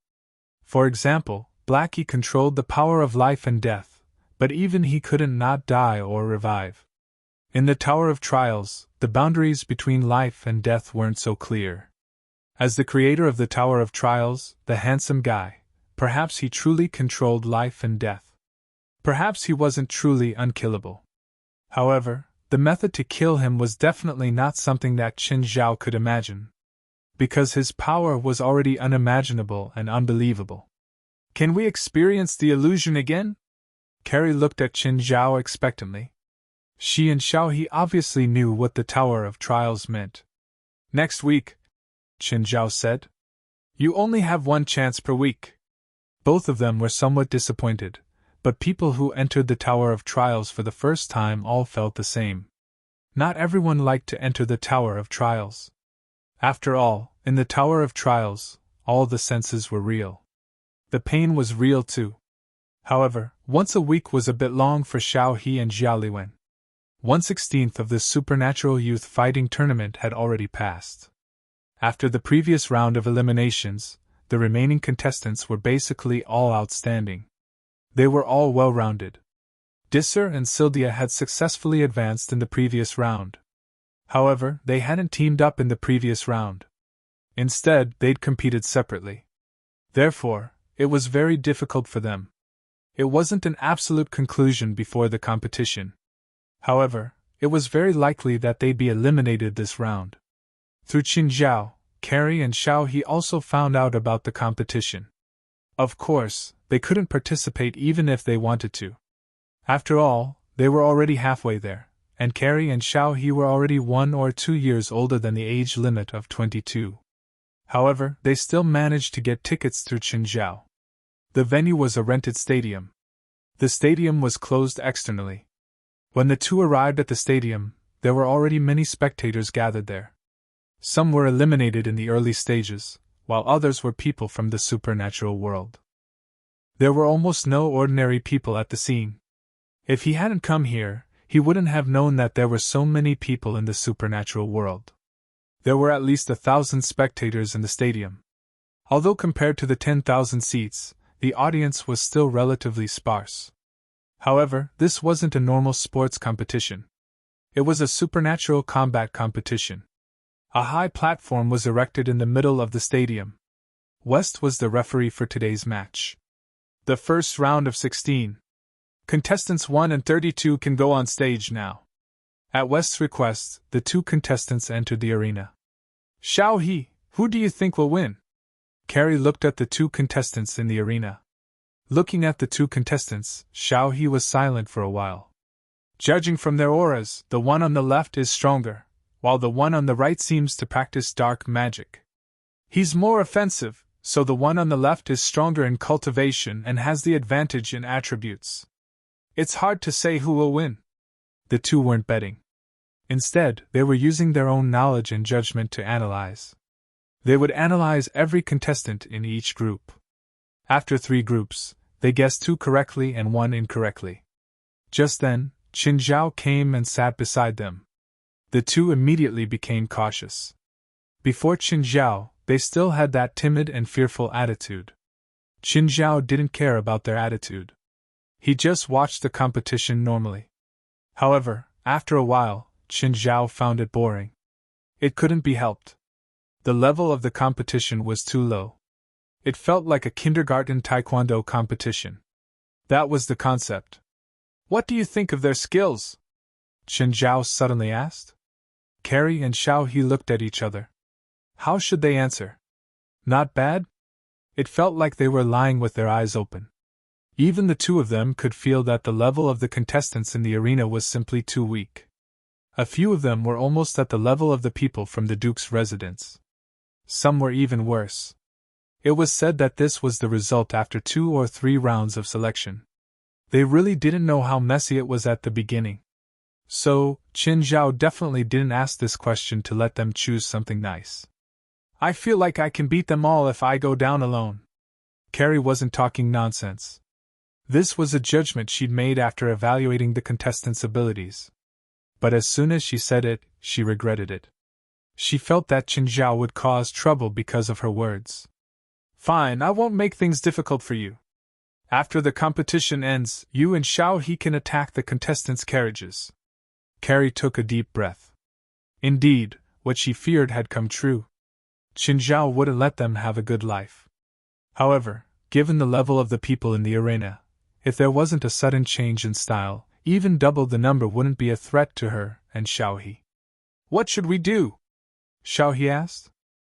You can bring all your equipment. After the competition ends, the contestants will gather and return to the hotel.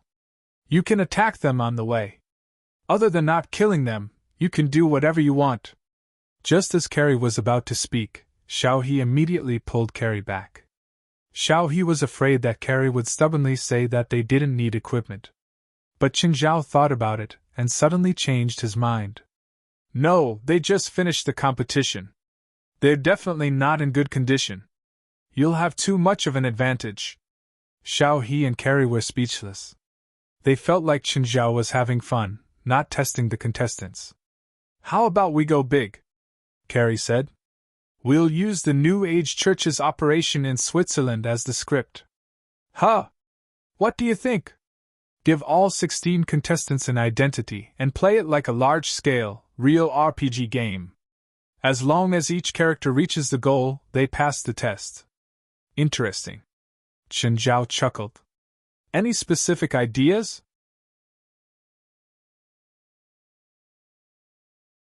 Chapter 3061. Aodilan, there are still 2 days until the next match.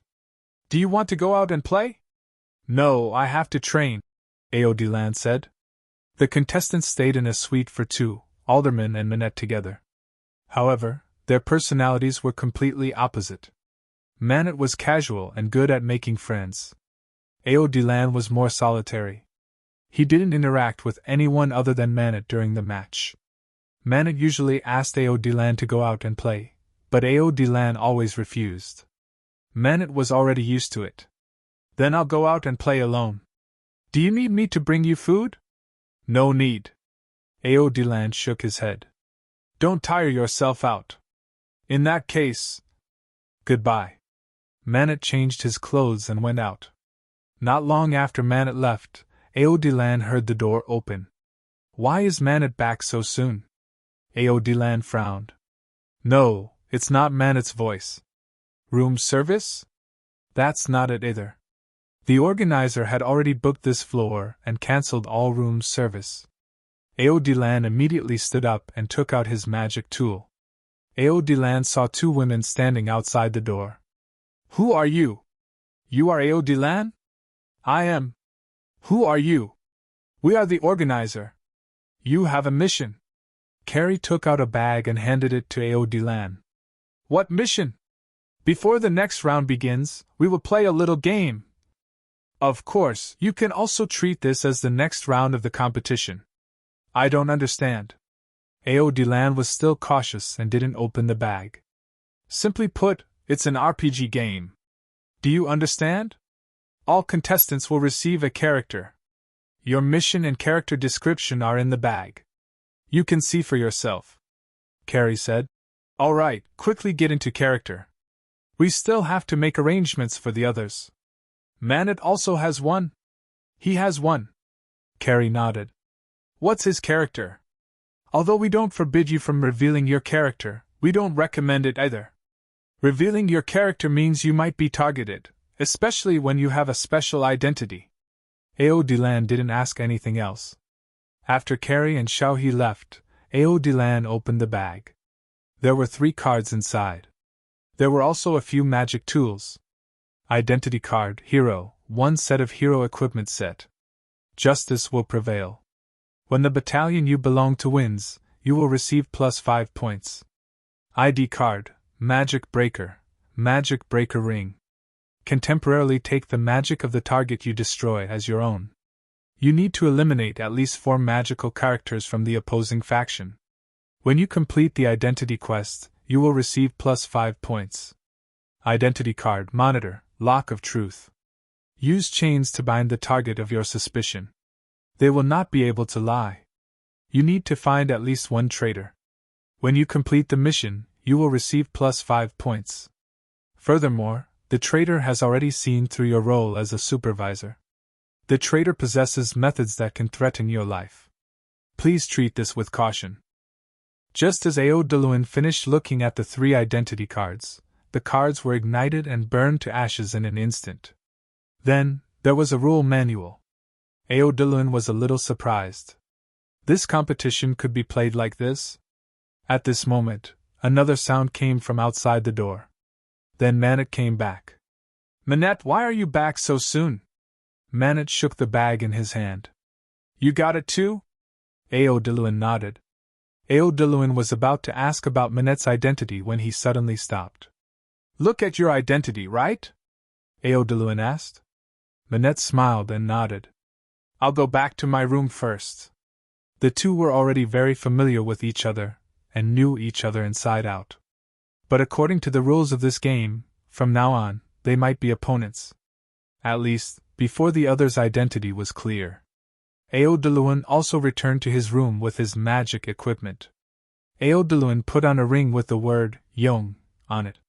Instantly, a set of silver armor appeared on Delan's body. He looked like a hero from a magical RPG game. Delan sucked in a breath of cold air. This set of equipment must have cost a lot. Then, Delan tried the Lock of Truth and Magic Breaker Ring. They were both very powerful magic equipment. Delan couldn't help but sigh. This supernatural organization was really rich. Just then, Manette knocked on the door. Delan opened the door. Manette looked Delan up and down. Delan also looked Manette up and down. Manette was wearing a different set. It was more like a magic equipment. What's your first identity? Manette asked. My first identity is a hero, Audiobook answered. The first identity was obvious. There was no need to hide it. At least, if one knew a little, they would know each other's identities. The second identity was semi-hidden. If one completed a specific mission, it would be easier to be discovered. The third identity was absolutely hidden. As long as one couldn't completely confirm the other's identity, they couldn't be exposed. Being exposed meant danger, or being eliminated. I'm a spellcaster, Manette said. This set of equipment has doubled my elemental magic. That's amazing. My equipment isn't weak either. I can feel my muscles rumbling. Power is flowing into my body endlessly. I'm starting to get excited about this game, Manette said with a smile. Manette, you're smarter. Try and guess what other information isn't written in the rules. Manette thought about it and said, The first identity is a profession. There's nothing much to say. The victory and defeat of the faction represents points. The second identity is a personal mission. I'm guessing that this personal mission is different for everyone. The third and fourth identities are hidden attributes that will give the participants unexpected benefits. Audiobook's heart jumped. Fourth identity? There was a fourth identity. In other words, Manette had 4 identities. Could he be the traitor? Manette glanced at Audrin and chuckled. Looks like something I said caught your attention. Is it the fourth identity I mentioned? So, you're different from me. You have 3 identities? Or 5 people with different identities? I personally think there are 3 identities. Don't tell me your hidden identity. No matter how much you trust me, don't expose yourself. Otherwise, the game will lose its fun. No matter what, please pass this round. Manette waved his hand and continued. The second is the opposing faction. Originally, I guessed that it would be the other contestants, but after thinking about it, it might not be the other contestants. Because of the number of people, there are currently 16 contestants. Unless the 16 contestants are roughly divided into 2 groups, 16 contestants is too few. An 8-on-8 game is very boring, so I am more inclined to believe that the opposing faction would be someone other than the contestants.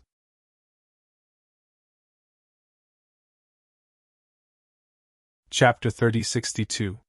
Just as Manette and Audrin were discussing and analyzing the situation, a broadcast suddenly rang out, telling them to gather at the designated location within a limited time.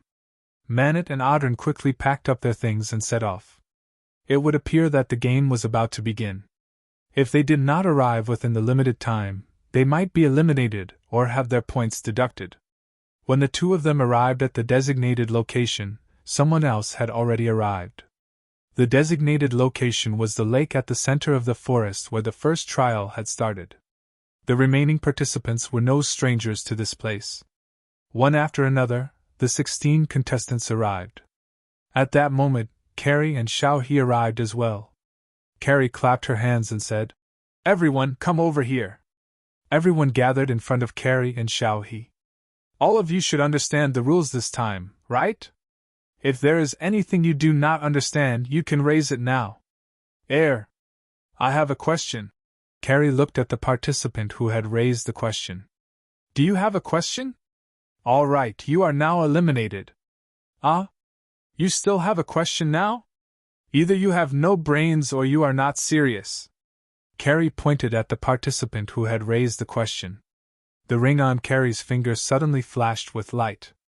The participant was lifted into the air by an invisible force and thrown out of the forest.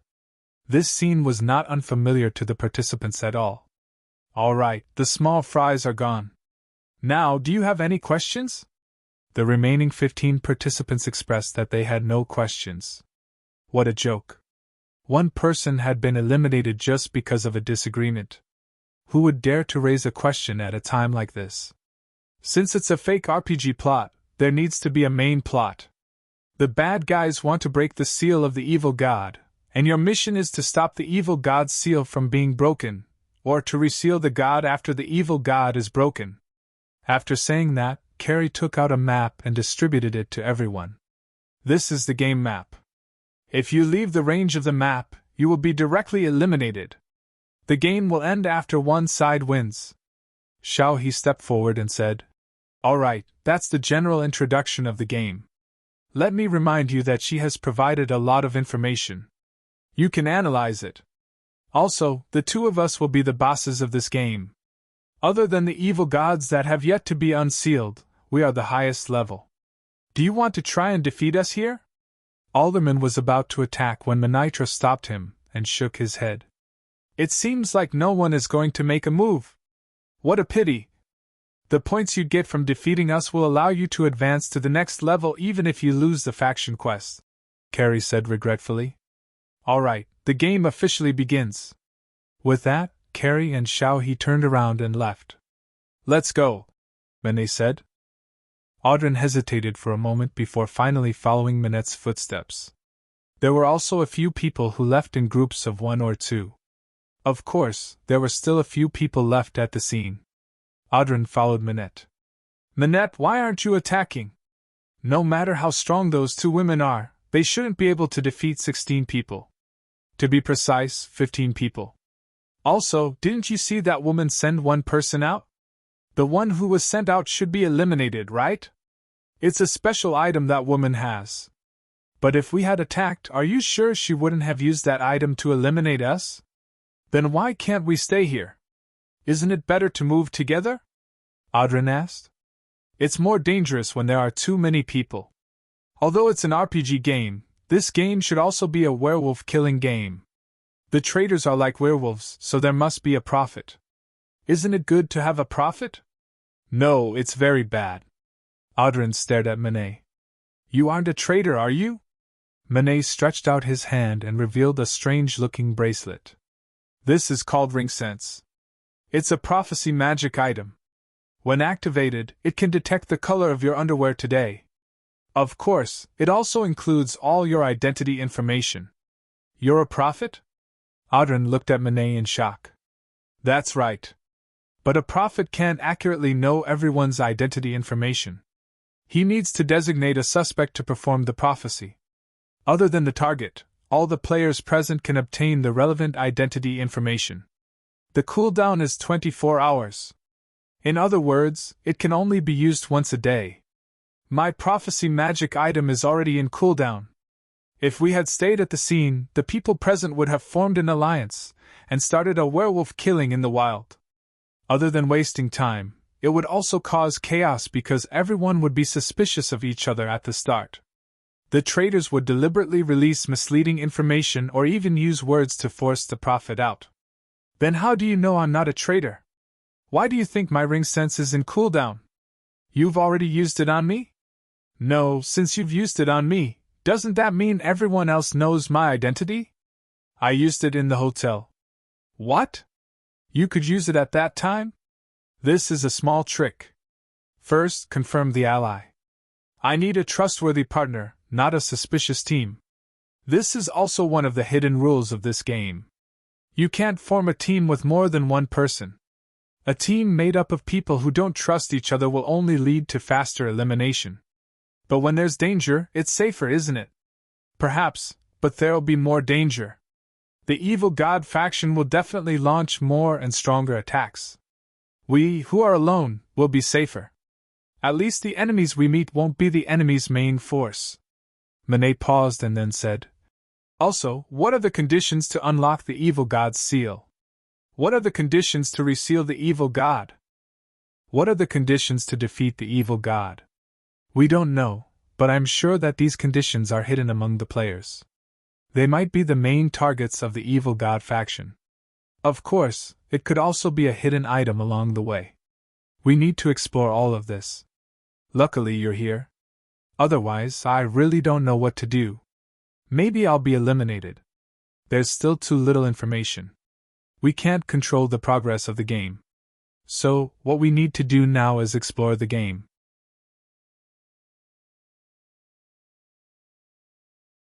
Chapter 3063. There are people in front, Orderon said. Should we go over? Let's go over and take a look. Manitou nodded. Orderon trusted Manitou's brain.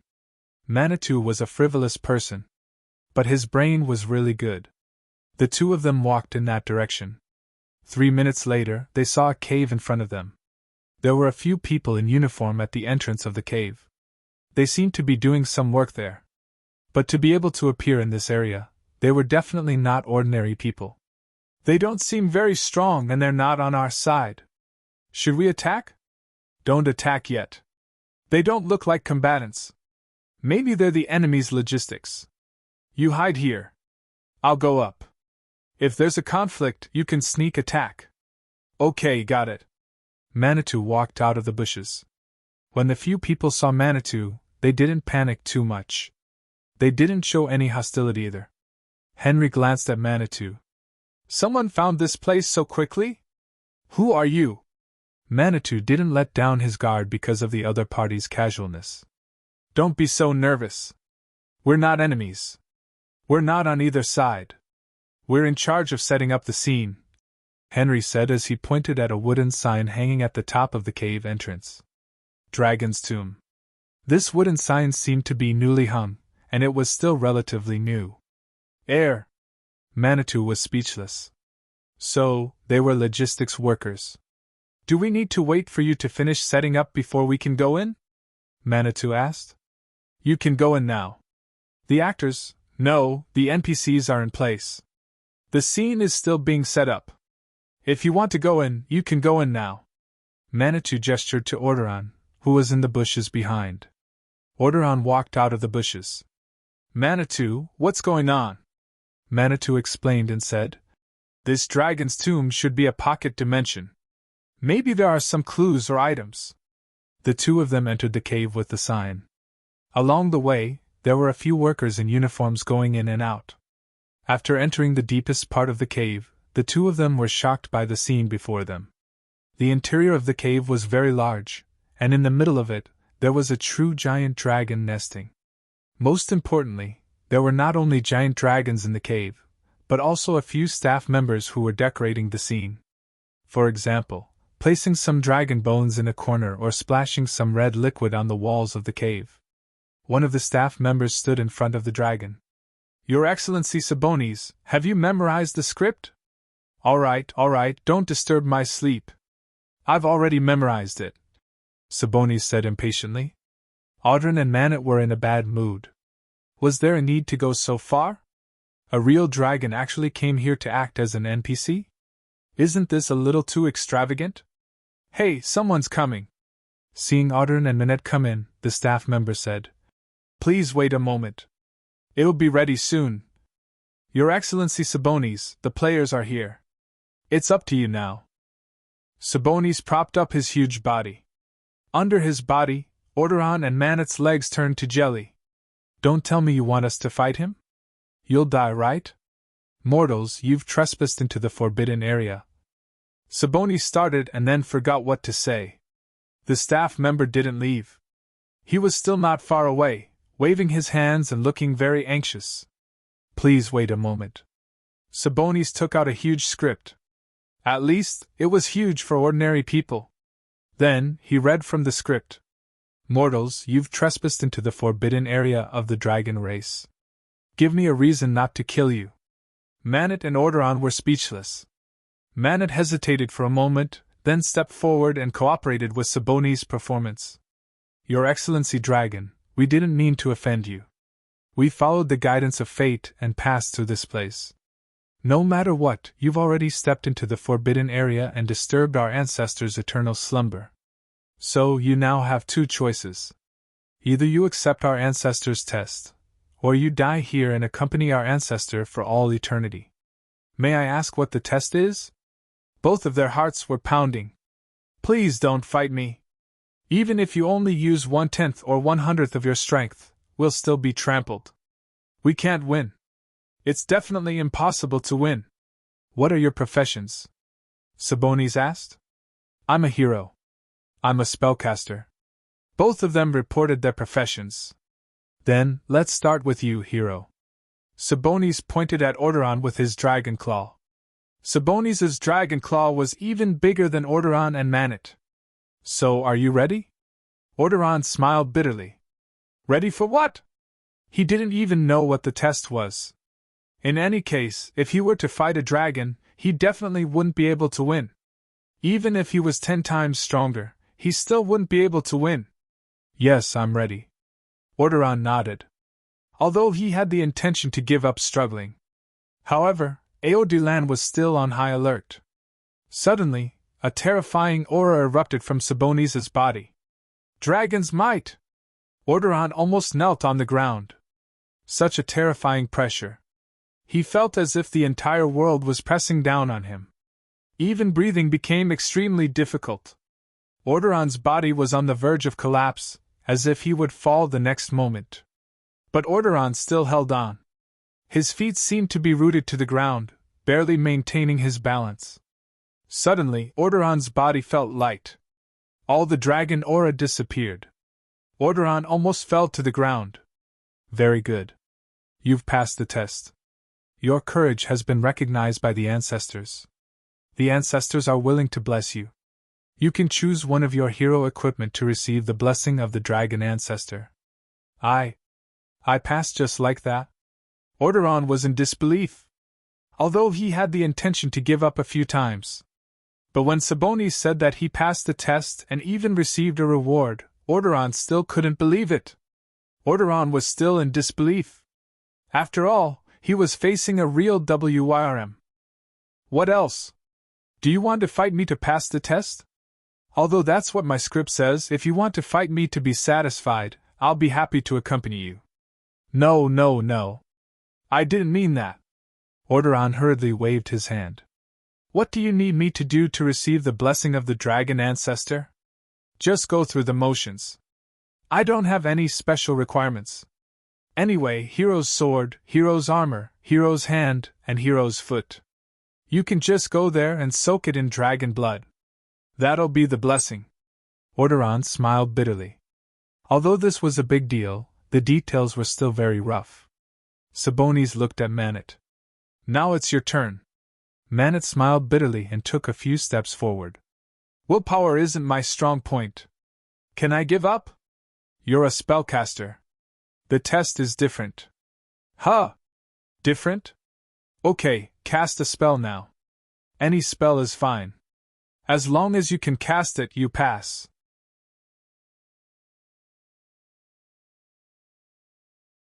Chapter 3064. Manet had thought that he was being taken care of. But just as he was about to use magic, he suddenly felt the spirit of heaven and earth being stirred up. Manet realized that Sabonis was stirring up the spirit of heaven and earth. For most spiritualists, this was a pseudo-magic forbidding field. Trying to cast magic in this environment. It was as troublesome as fetching a glass of water in muddy water. Manet's expression was ugly. He could only lower the level of his spells. But even the most basic elemental fireball was extremely difficult. Manet was also secretly anxious. What should he do? Manet saw the disappointment and mockery in Sabonis' eyes. Suddenly, Manet thought of an idea. A very dangerous idea. Absorb the chaotic spirit of heaven and earth into his body. He might be injured before the spell was fully unleashed. Absorb the chaotic spirit of heaven and earth into his body, and then refine it a second time. But Manet had estimated that if he used the lowest level of magic, it would be impossible for him to do so. He would be injured, but he wouldn't die. Manet decided to take the risk. The game had just started. It would be embarrassing if he was eliminated. Of course, there was another more important reason. Manet came from a small family.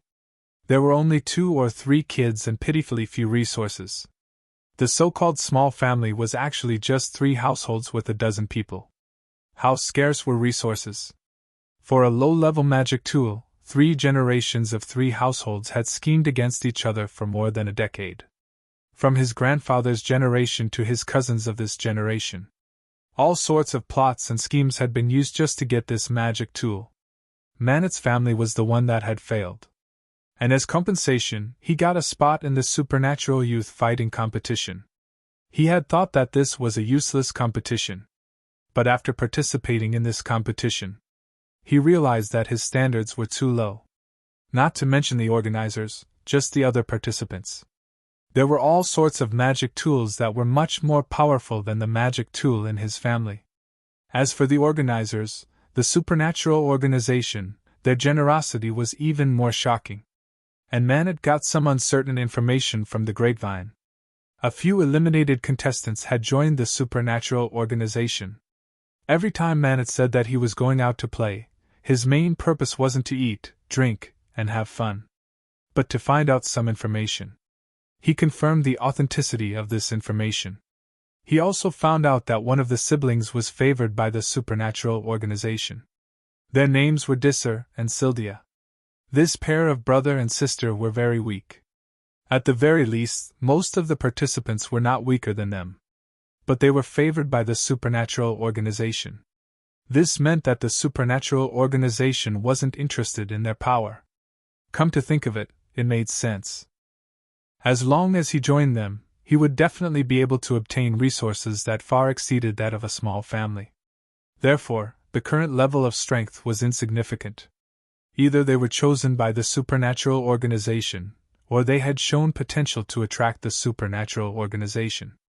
Either that or they had special skills and abilities. So Manet also wanted to become a member of the supernatural organization. In that case, he didn't just have to display his strength. In fact, the main task was not to display his strength. Instead, he wanted to display his potential and abilities. This was also the reason why he teamed up with Aodiluin and not the rest of the team. If there were more people, it would be less conspicuous. In the case of a two-person team, the individual performance opportunities were highlighted. Moreover, in the case of a large group, there were many times when they couldn't control themselves. That was why Manet didn't want to fall at this moment. The supernatural organization had already displayed a shocking amount of power. The first trial might seem ordinary. But that time, the Watcher was extremely powerful. As for the game this time, it was called a game. But it was an extraordinary game. After all, in this world, a force that could organize and arrange such a realistic RPG game was not a simple force. As for entering the government department, Manet didn't even think about it. Eaglehound sounded like a big name, and seemed to have great power. But in reality, they were the police of the spiritual world. They worked like a cow, received a dog's salary, and faced dangerous situations. So no matter how he thought about it, the supernatural organization was the most suitable for his goal. They had power, and enough capital. And the environment to grow up in. These were all things he dreamed of. Sabonis' eyes lit up. Manet's aura changed. Manet had no secrets in Sabonis' eyes. The difference in power and level. This allowed Sabonis to see through Manet at a glance. Magnet's palm began to glow red, and a small but stable fireball appeared in front of Sabonis. Manet pushed, and the small fireball smashed into Sabonis' face. But this small fireball didn't even burn a single scale. The next moment, Manet spat out blood. His face was much weaker. "Not bad, little guy. You passed the test too," Sabonis said. Sabonis said, "I think highly of you. I see wisdom in you. Now you can also receive the same reward." Sabonis paused and said, "At the same time, you will also receive a piece of information. Head to Death Canyon. There's a witch cursed by death there. She was an adventurer from 1,000 years ago. She and her teammates defeated the evil god, but she was also cursed by the evil god. She has been looking for a new generation of adventurers who can inherit her power. Maybe you are the people she is looking for. Respected dragon, can you tell us who are the people who want to break the evil god's seal?" "It's hey, Sir Sabonis, you can't say that." The staff beside him quickly stopped him. "All right." Sabonis shrugged. "This is also part of the game. You can decipher it yourself. Actually, I don't like my current character. Boss should have arranged another identity for me, like the final boss or something. At least let me be a battle type. It's rare for me to come out to play, but he made me stay here." "Oh, right. Open the magic map now. The dragon's necropolis is already marked on the map. In the bottom right corner of the necropolis is Death Canyon. Sabonis looked at the staff again. I didn't break the game, did I? In principle, you can't say it. They have to explore it themselves, but forget it. The staff was helpless too. He had already said it. What else could he do? After enhancing their equipment, Manet and Orderon hurried to Death Canyon. Not long after they left the necropolis, they saw a battle ahead.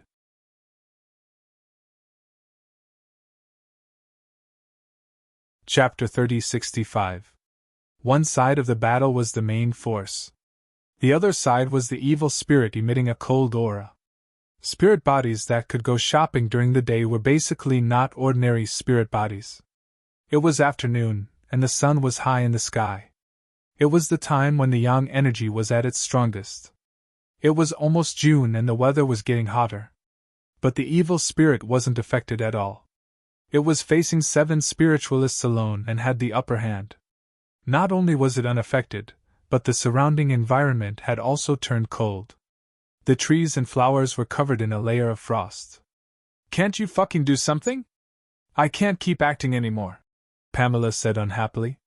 You can't get close to me. Can't you attack from afar? Outside, Manet and Orderon were speechless. The players were even more embarrassed. They wanted to too. But they really couldn't beat it. Even though the spirit was floating in place, their magic power seemed to be frozen. What exactly was this spirit?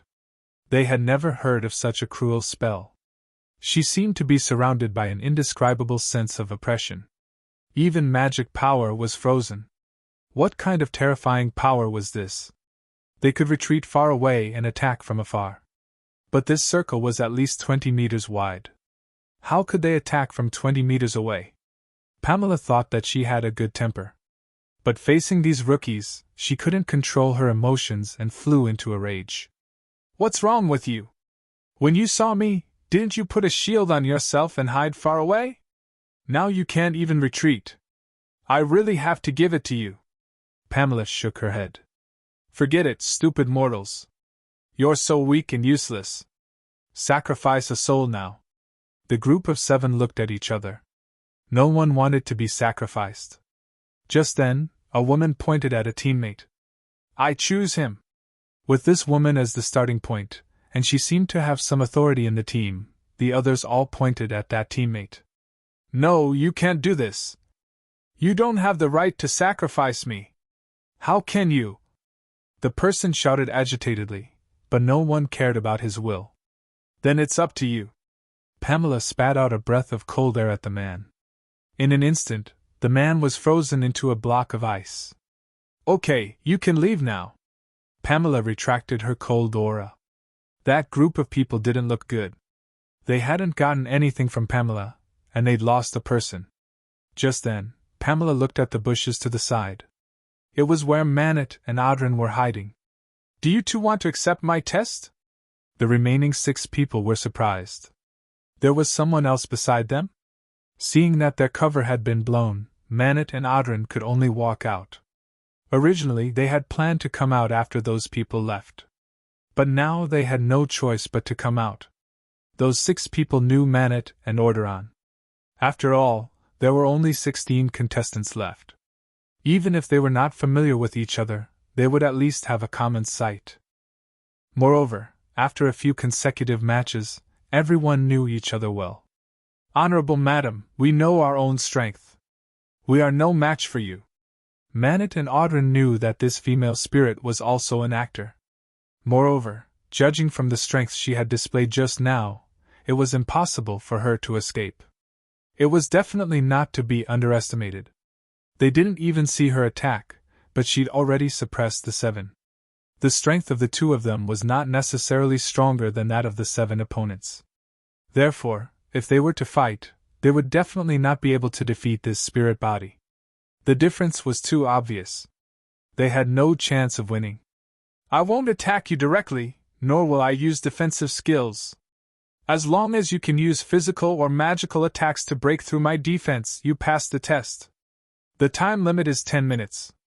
If you succeed, you'll obtain a powerful and loyal spirit servant. This spirit servant can help you fight and also provide you with unexpected information. What if you fail? One of you will be sacrificed to me, just like that guy. Pamela pointed at the unlucky guy she had frozen not far away. They'd seen Pamela's test from the side. Manet was a bit hesitant. Pamela had said it lightly. She didn't use offensive or defensive skills. She just stood there and let them attack. As long as any of their attacks could touch Pamela, they would pass. But was it really that easy? Manet was about to refuse, but Orderon said loudly. Okay, we accept. Wait. Orderon, you're too impulsive, Manet grumbled. To be honest, he didn't want to accept this test. It might be more difficult than Sabonis' test in the Dragon's Tomb. It's okay, Orderon said. If you fail, I'll be the sacrifice. Then, are you ready? Pamela asked. Wait, let's pull away first. Manet hurriedly pulled Orderon and ran. No!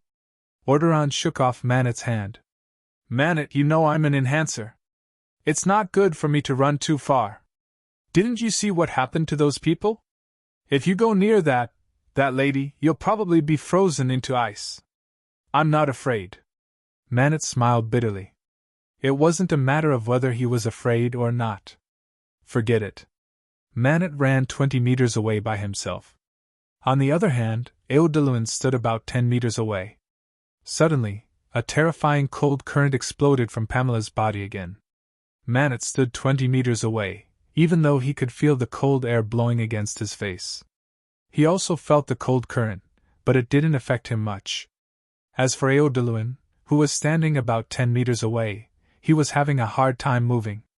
Manet was shocked. Just now, he had sensed Pamela's power but didn't think much of it. But now that he was facing her, he realized it wasn't like that at all. This spirit wasn't any weaker than Sabonis. The cold current hid a faintly discernible and terrifying aura. It all meant that she wasn't an ordinary spirit. Standing in front, Orderon felt it even more strongly. Manet! Stand behind me! Manet immediately understood Orderon's intention. He wasn't stupid. He actually had such an idea. Orderon wanted to block the cold current himself and let Manet attack.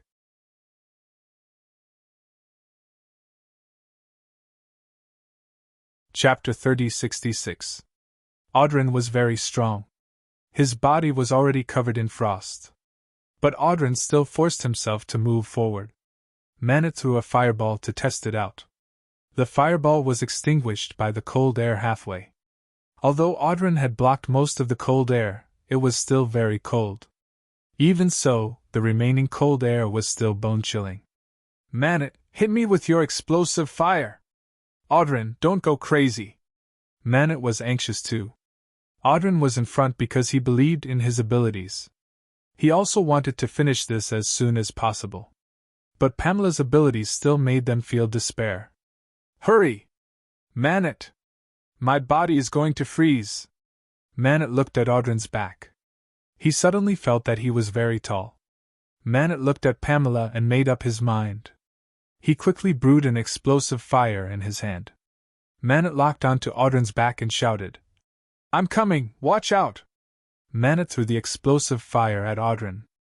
The explosive fire had been weakened by half by the cold air during its flight. Right now, Audrin's body was almost frozen. The moment the explosive fire hit him, flames engulfed Audrin. But the next moment, the flames were quickly extinguished by the cold air. In that instant of explosion, the ice on Audrin's body shattered. Not only was Audrin not injured, but he also used this opportunity to break free. Seizing the chance, Audrin suddenly charged forward 2 steps. However, even these 2 steps were extremely precious to him. Audrin could not take another step. Again! Use a stronger fire spell! Pamela's lips curled into a smile. The cold air was slightly weaker. Manet's performance was above average.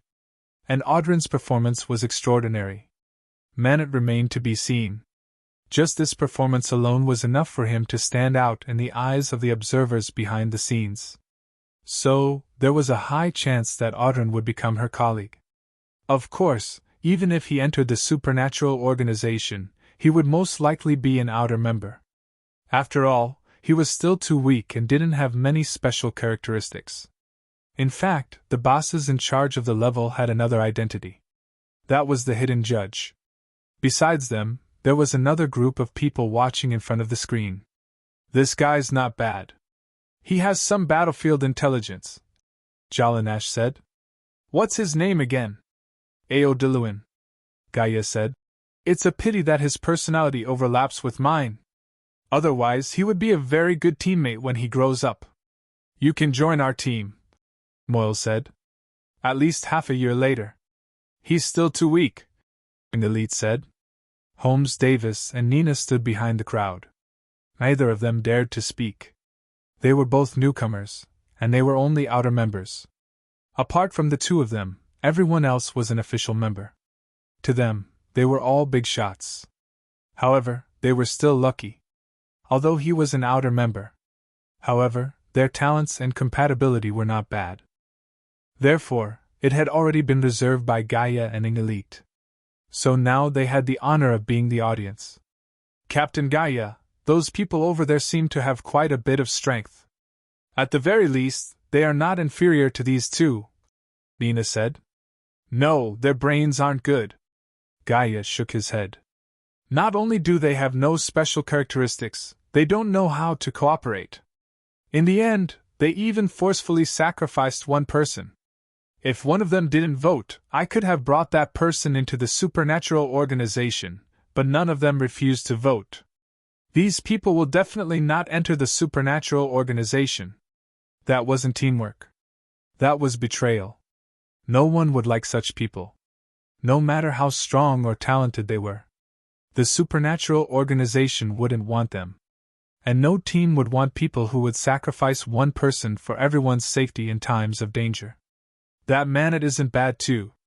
Reiko, I think he's suitable for your team. Don't ask me, Nagasaka Reiko said. I can't make the decision without the captain. Nagasaka Reiko was in Halley's team. Because Halley's had a performance mission, Nagasaka Reiko was in charge of supervising the selection of reserve members.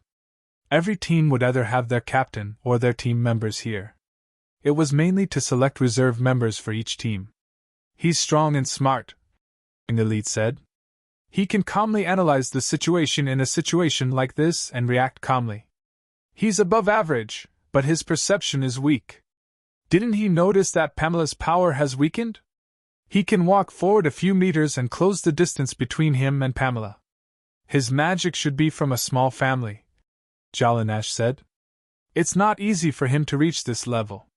Do you expect him to learn anything else? Also, the smaller families basically give up on perceptual spells.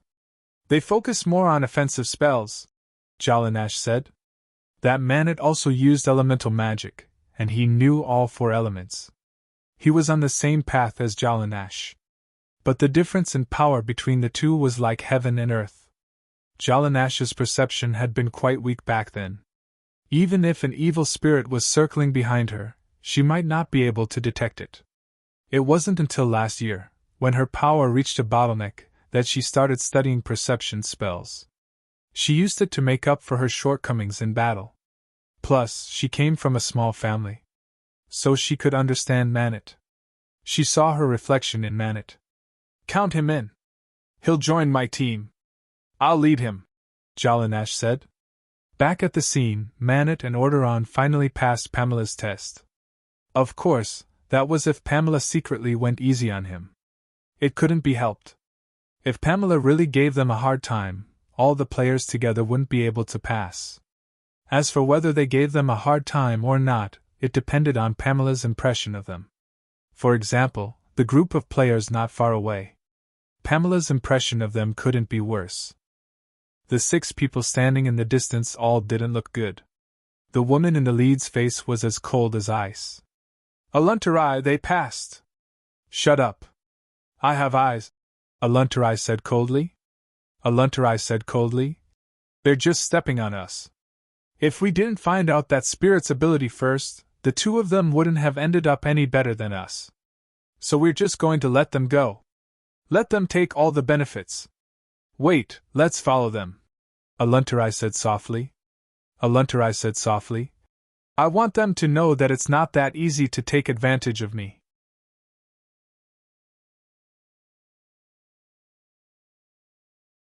Chapter 3067. Manet and Orderon hurriedly left after receiving the rewards. They obviously saw the malicious gazes of Aluntarai and the others in the distance. They also wanted to keep a low profile, but it was hard for them to back down now. The two of them quickly left the scene. They knew that someone was chasing them. They didn't dare to stay any longer. But it wasn't like they had no chance of winning. The rewards they had just received were quite tempting. While running, Orderon said, "Manet, we might not be weaker than them now. Why should we run?" That's right, the two rewards had made Orderon and Manet's strength soar. Orderon was even a little giddy. In the spiritual world, 1 + 1 wasn't equal to 2. The effect of increasing strength wasn't as simple as adding or subtracting. "Orderon, you're wrong. We're avoiding them not because there's a difference in strength between us and them." Manet shook his head and said, "First of all, we have to ensure the faction's victory. That's the biggest prerequisite. This game isn't as simple as a game. I believe that any of our choices will affect our final judgment. If we make sacrifices for the sake of victory, as long as there's value, individual sacrifices are acceptable. That's why we need to avoid infighting. I don't know if there's a spy among the group that's chasing us, but I'm sure that most of them are from our faction. That's why if we fight them, no matter who wins or loses, the Justice faction will suffer in the end. And to clear this game, we definitely can't just rely on you and me, so we have to avoid battles that need to be avoided. Also, this is for our own protection. If we fight them, no matter who wins or loses, it's very likely that the spy will benefit from it. Right now, we can't confirm who the spy is, so we have to avoid contact with other players as much as possible." At this moment, Manet took out a small bottle and injected a bit of mana into it. A spirit emerged from the bottle. "Master, I'm your servant, Malari. I'm not a combat-type spirit. My character is an observer spirit. What can I do for you?" Manet wasn't disappointed that his spirit wasn't a combat type. On the contrary, his rationality told him that in this situation, Malari's ability was more practical. "Is there any way to get rid of those people behind us?" "Master, I can provide a few routes or some suggestions, but I can't guarantee that I'll be able to shake off the pursuers behind me." "What kind of advice?" "First, head to the various trial regions. There are some strong existences in those regions. If they are from the Order faction, they are not allowed to use force in those regions. Otherwise, they will be lured to the opposing faction's region. You can provide us with the locations of all the areas?" Manet asked in surprise. Their current magic map only showed the areas that they had been to, and the areas that they had not been to were just shadows. "No, I'm like a regional map. If there's a special area within 10 square kilometers, I can tell you," Marali said. "In addition, I can tell you the location, movement, and speed of all living creatures within a kilometer radius. Are there any special areas within your perception range?" "Yes, there is a dark spirit swamp on the left in front of us. There are a large number of aggressive spirits in that swamp. Can Ordern and I deal with the spirit in the dark spirit swamp? If it's an ordinary spirit in the dark spirit swamp, it's fine. However, there are some special spirits in the dark spirit swamp that are very powerful.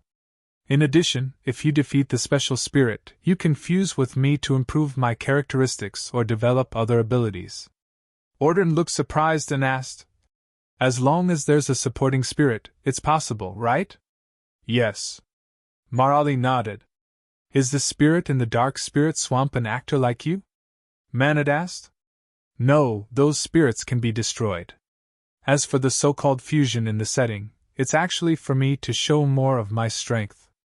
If you defeat a powerful spirit, I'll show more of my strength. Anyway, that's the game's setting." "All right." Manet smiled bitterly.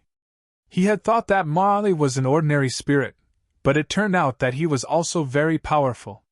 From the intelligence he displayed, he could tell that he was not ordinary. Ordern took out the small bottle that contained the supporting spirit, and also injected magic power to summon his own supporting spirit. Doris at your service. I'm a combat-type spirit. Doris was a female spirit body, and her body was also cold. It felt like she was the same as the previous terrifying spirit body, but Doris was obviously not as strong as the previous spirit body. Doris, you said the wrong line? Marali reminded. Whatever, don't mind it. Doris said disapprovingly. Her character was obviously more casual, while Malali was more old-fashioned. Doris said that because I'm a combat type, for the game's balance, I can only use 1/10 of my power. Also, I can only fight for you for 5 minutes. There's a time limit? Orden suddenly looked like he was about to cry. I can't help it. I calculated it based on the level of your magic power. If I'm your spirit or the spirit you control, your magic power can only sustain me for 5 minutes at most, and that's under the premise that my power is suppressed. If I go all out, you'll instantly turn into a dried corpse. Manet rolled his eyes. If you devour the spirit in the dark spirit swamp, you can fight longer and increase your power, right? Yes. Doris nodded. Marali, the people following us are still behind us, right? Yes, but they don't plan to make a move for now. Is there a way to hide our tracks? My main function is detection and perception. Hiding isn't part of my ability settings. Manet was helpless. He could tell that it wasn't that Marali couldn't do it, but he couldn't. Let's speed up. I can cast Speed of the Cold Wind on you, Doris said. Speed of the Cold Wind? Aren't you a combat type? Although I'm a combat type, I can still use it, Doris replied. Speed of the Cold Wind can increase movement speed, and it can also be used in battle. Orden and Manet couldn't help but sigh. Having such a supporting spirit was really too convenient and practical.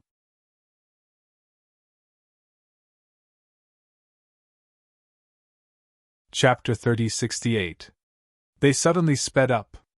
Quick, let's pick up the pace, Aluntarai ordered. However, the more they chased, the further they were left behind. Unless they all used their mana and used acceleration spells. Otherwise, they wouldn't be able to catch up to them. If they used acceleration spells now, it would mean that they were damaging their own mana. Every bit of their magic power was very precious, and they couldn't just squander it here. Even if they used acceleration spells, they would only use them during the battle, not when they were on the road. Therefore, the end result was that they were left behind. In the end, they completely lost track of them. They knew that the two in front must have used acceleration spells. However, they didn't have the courage to do so. Maintaining acceleration spells for such a long time would only result in one of them running out of mana. It was indeed a strategic value to chase after them now. However, they needed at least 2 people to use acceleration spells to maintain their speed. However, who would be willing to choose 2 out of 6 people to run out of mana? Everyone was in an alliance, not a superior and subordinate relationship. Sacrificing one before had already caused their relationship to become strained. No one would be willing to sacrifice themselves at this moment. Everyone stopped. They didn't look too good. Those 2 must be from the evil faction, Aluntarai said while clenching her teeth. Maybe they didn't team up with us, it doesn't mean they are from the evil faction. Aluntarai frowned and looked at the player who disagreed with her. Gru, what do you mean by this? Don't tell me you're with them? I think you are, Gru retorted without fear. I noticed that you have been inciting infighting since we started working together. You even assumed the role of the leader. We never agreed for you to be the leader, but as the leader, you didn't do anything. Instead, you put us all in danger. The spy couldn't wait anymore and jumped out to frame us. Aluntarai looked at Gru with a cold smile. I believe we have a prophet in our team. Maybe we should let the prophet check on our Mr. Gru. This kind of blatant framing is not something a player of the righteous faction should do. One had to admit that although Aluntarai made a few mistakes, they weren't intentional. On the contrary, Galu's words made them vigilant. His blatant accusation was too direct. At the same time, it also made people feel that Gru's purpose was too strong. Even if Gru had been a little more tactful, he wouldn't have been so repulsed. I am the prophet. Jealous snorted coldly. So you don't have to provoke us. Aluntarai looked at Gru calmly. Prove it to all of us. You said that I'm from the evil alignment, so I have to doubt your purpose. Gru took out a very thick magic book. This is the Book of Perception. It can sense people from the evil alignment, but it has a 24-hour cooldown. Then come at me. Prove my innocence and prove what you said, Aluntarai said firmly as she stood in front of Gru. Do you think I'll back down just because you said that? Gru injected magic power into the Book of Perception. In an instant, the Book of Perception started flipping. Finally, the Book of Perception stopped flipping. At the same time, a light screen jumped out from the pages of the book. Identity card assassin. Hides in the dark. Every attack you make from the back has a 50% damage bonus. Identity card leader. Under your leadership, your teammates will have a 10% magic bonus. Identity card faded messenger. You are the one destined to be. You will receive 50% more rewards than others in all areas. Identity card, Nature's Guardian. You repair areas that are not natural and destroy unnatural creatures. You will receive rewards that no one else has. The remaining 4 all saw Aluntarai's information. None of the 4 cards belonged to the evil alignment. Gru's expression was a little unnatural. Aluntarai's expression was even worse. Alright, you've wasted a skill, and I've proven my identity. But you've exposed both of our identities at the same time. Are you satisfied now? Not only did they fail to find the spy from the evil alignment, they even blew themselves up. There were 6 people in the team, so there was a high chance that there was a spy among them. This meant that both of them were exposed to the spy's eyes. They would also become the spy's targets. Aluntarai's identity as the leader, and Gru's identity as the prophet. Both of them posed a great threat to the spy. Therefore, they would definitely become the spy's targets. The other 4 all had different expressions. However, judging from their expressions, it was almost impossible to tell who they were. Gru was a bit embarrassed. He swore that Aluntarai was the spy of the evil alignment. But it turned out that she wasn't. Not to mention that she was a natural leader. In other words, she was the undisputed leader of the team. Now, not only did he blow himself up, he also exposed Aluntarai's identity as the leader. This was very awkward. Actually, this is fine, isn't it? One of the team members stepped forward and said, At least your identities are clear. As long as we stick to Aluntarai and stick together with her, and don't go against her on the general direction, the spy of the evil alignment won't be able to do anything, right? They can't just blow themselves up in front of everyone, right? That's right, the game has only just begun, and Gru's identity as the prophet has been confirmed. If we use prophecy once a day, we'll definitely be able to find the spy. I'm just afraid that the spy might have some special methods that could put me and Gru in danger. I'm fine, at least my profession gives me great survivability. But I'm not so sure about Gru, Aluntarai. I'm sorry, I was too reckless before, I apologize. Gru wasn't really willing to apologize to Aluntarai. However, he had no other choice at the moment. He needed to stick together with Aluntarai. Aluntarai's identity as the leader could protect him to a certain extent. Plus her profession, not only was she good at self-defense, she was also very good at tracking and anti-tracking. On top of that, Aluntarai was the only one he could trust at the moment. At least before his prophecy cooldown, he could only stick together with Aluntarai. I accept your apology. Whether Aluntarai had truly forgiven Gru or not, she had to stick together with Gru. Because the 2 of them were the ones whose identities were confirmed. Not to mention excluding the others, at least the 2 of them had to stick together. Forget it, since we've lost track of those 2, let's stop tracking them. We'll just play the game at our own pace. Aluntarai's words were no longer objecting.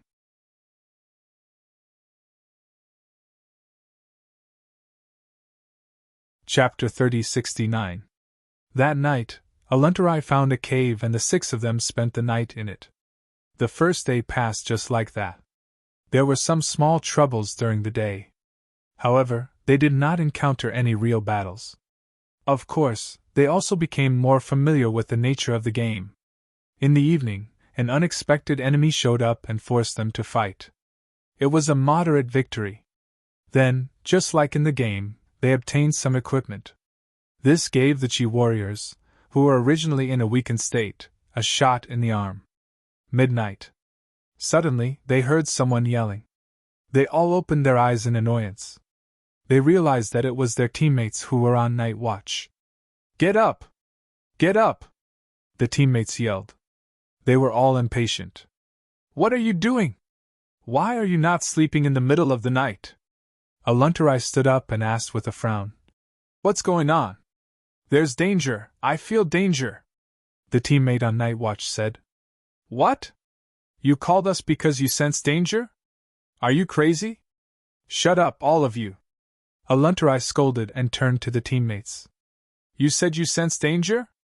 Instead of being in danger? Captain, my first identity is a boxer, and my second profession is an explorer. Explorers have danger sense. My explorer's exclusive tool just warned us that danger is approaching. Get up, all of you!" Aluntarai yelled. "If you don't want to get up or keep complaining, get out of the team. Now! Now!" Although the teammates were not happy about it, they still got up. "What else did you sense? It's not humans. It should be monsters. I'm not sure how many of them there are, but their danger sense is quite strong. In other words, there is a certain level of danger. But we should be able to handle it." Aluntarai nodded. "Everyone, get ready for battle." Soon, a large group of monsters appeared outside the cave. Their pupils were especially obvious under the night sky. Soon, the monsters showed up. There was no communication. It was just a fight. The scene was extremely chaotic. They were competitors after all, and they did not know each other for long. Therefore, they did not cooperate during the fight.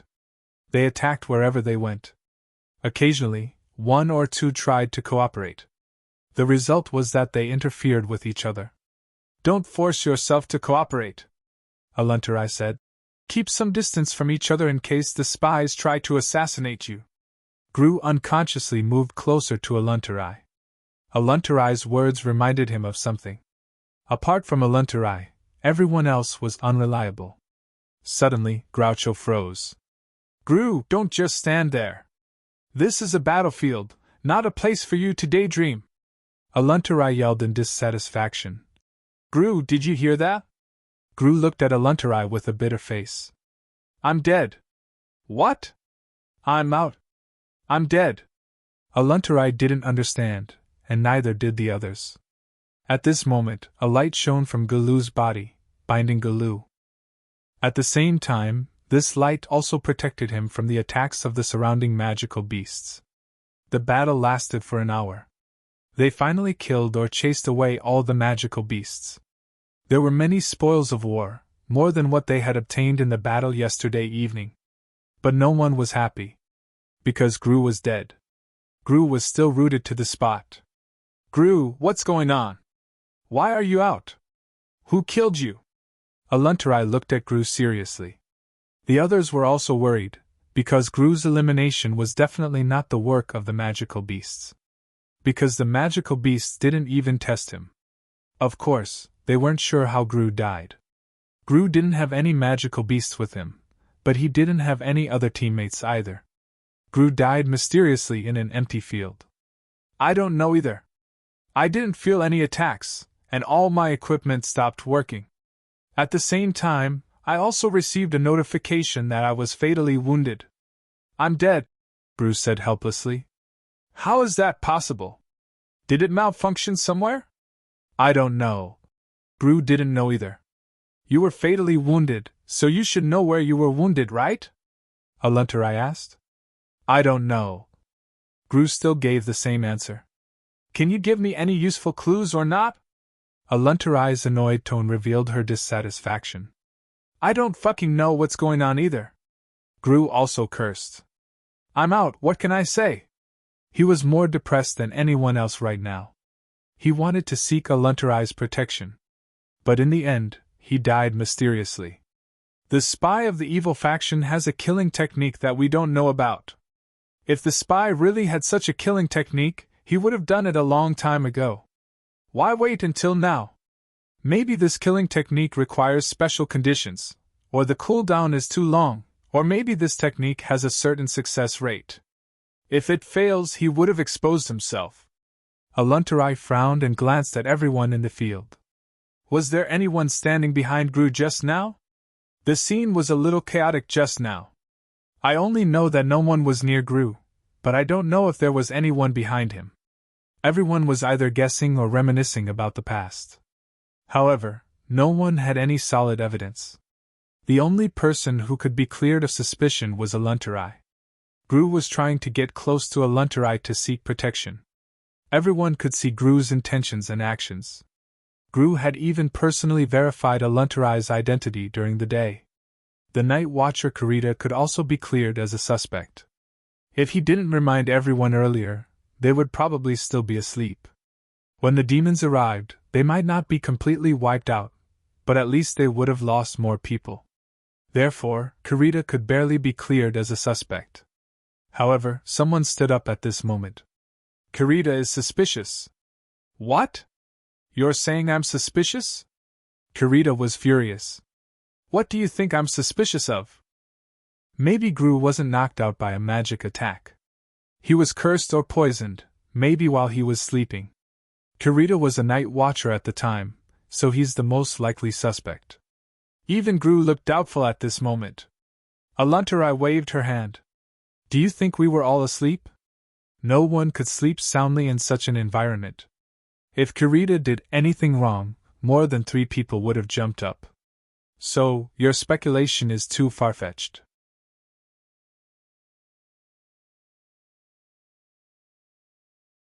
Chapter 3070.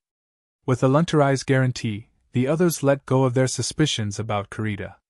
However, everyone was in danger.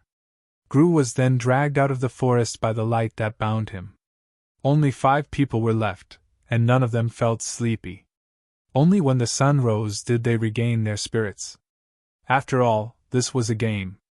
They couldn't really die. Although they were a bit too immersed in the game. But they wouldn't really feel like they were going to die. One of the team members caught a rabbit and roasted it, distributing it to the others. They also brought their own food. Before the game started, everyone had brought some food. Because the organizers didn't forbid them from bringing their own food. As long as they brought enough, they could bring the supermarket over. However, they brought more compressed food with them. It could fill their stomachs, but the texture couldn't be guaranteed. A roasted rabbit was still able to bring them a sense of satisfaction. Fortunately, the wild rabbits in the mountains were extremely large.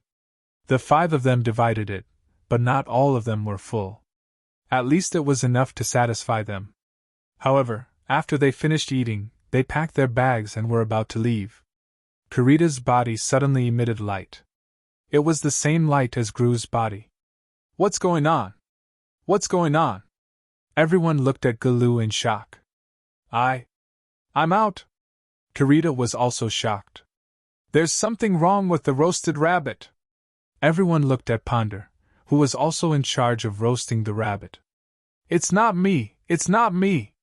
Ponder waved his hands in panic, wanting to say something to prove his innocence. It's not his problem, Aluntarai said. All of us have eaten the roasted rabbit. If there's really something wrong with the roasted rabbit, there's no reason for Kurita to be the only one to be eliminated. Also, before you ate the roasted rabbit, you all used your own methods to check if there's anything wrong with it. Did Kurita check it too? Maybe it's something we couldn't check? Or maybe he only tampered with one of the roasted meat to cover it up. Aluntarai shook her head. Although I don't have concrete evidence, I believe in Ponder. After all, it's too obvious, isn't it? Also, we don't even have evidence to accuse Ponder. That's too arbitrary. Everyone fell into deep thought. But someone still objected. Don't you guys think there's something wrong with Aluntarai? Every time someone had a problem, she would absolve that person, and that person would be eliminated. Aluntarai didn't explain, and the others looked at the man in doubt. Solely, no matter if Aluntarai's explanation is reasonable or not, her identity is confirmed. But I feel like you're purposely trying to smear her name. The others had the same thought. Aluntarai was definitely doing this for the sake of the team. Solly's words seemed like he was trying to stir up conflict and drag Aluntarai down with him. After all, it was too abnormal to drag a person whose identity had already been confirmed into the water. At this moment, the blonde woman appeared behind Solly without any warning. At the same time, a rope appeared in her hand and tied Solly up. "Feather, what are you doing?" Solly shouted. "Solly, you are very suspicious," Feather said. "In this situation, if there is a spy from the evil faction among us, I can only assume that it is you. I think you're the spy." "I'm just raising a normal suspicion," Solly said. "But you took the chance to attack me. I think you're purposely using this chance to kick me out. You're the spy, aren't you? As I thought, you're the spy. Even now, you're still pointing your finger at me. Your goal is to muddy the water, isn't it?" Then, Feather was about to kill Solly. "Stop!" A large hand grabbed Feather's wrist. Limbo, the only black man in the team, stopped Feather. "Limbo, you want to stop me too? We haven't figured anything out yet, but you're already in a hurry to kick him out. I can't help but suspect your motive." "What he said is obvious enough," Ponder said. "That's why I think Feather made the right choice.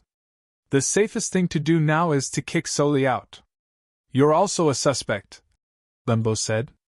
"You're with Solly, right?" Ponder looked at Limbo. "I noticed that you're the same as Solly. You both like to muddy the water.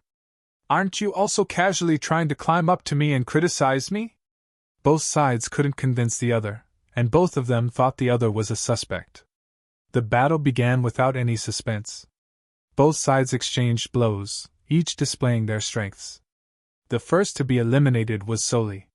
Then Feather, followed by Limbo. Finally, only Ponder was left. There was also Aluntarai who didn't participate in the battle. Ponder sat on the ground, panting heavily. Then, Aluntarai walked in front of Ponder. She lightly tapped the back of Ponder's neck with her dagger. The elimination light on Ponder's body flashed. "Aluntarai, why? Why did you do it to me? I'm not a spy." "I know I'm a spy," Aluntarai said calmly. "What? How is that possible? How can you be a spy? This isn't right." Even until now, Ponder still didn't want to believe Aluntarai.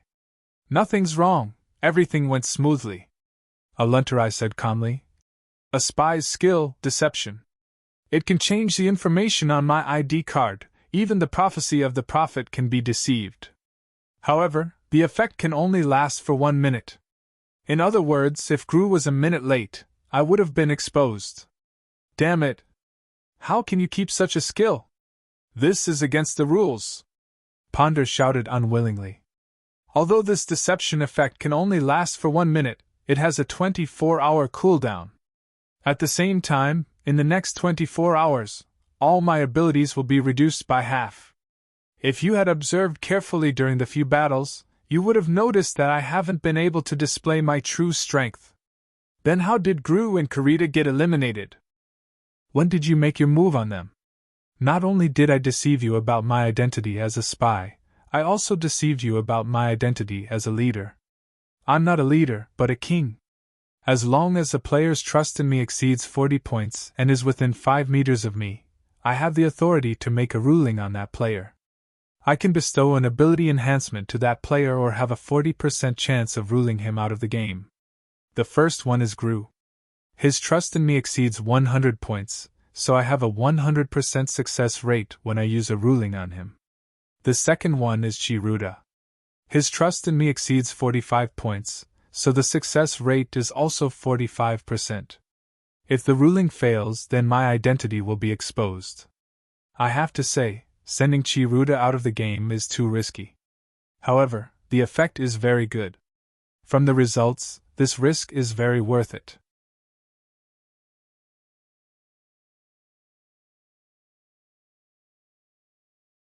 Chapter 3071.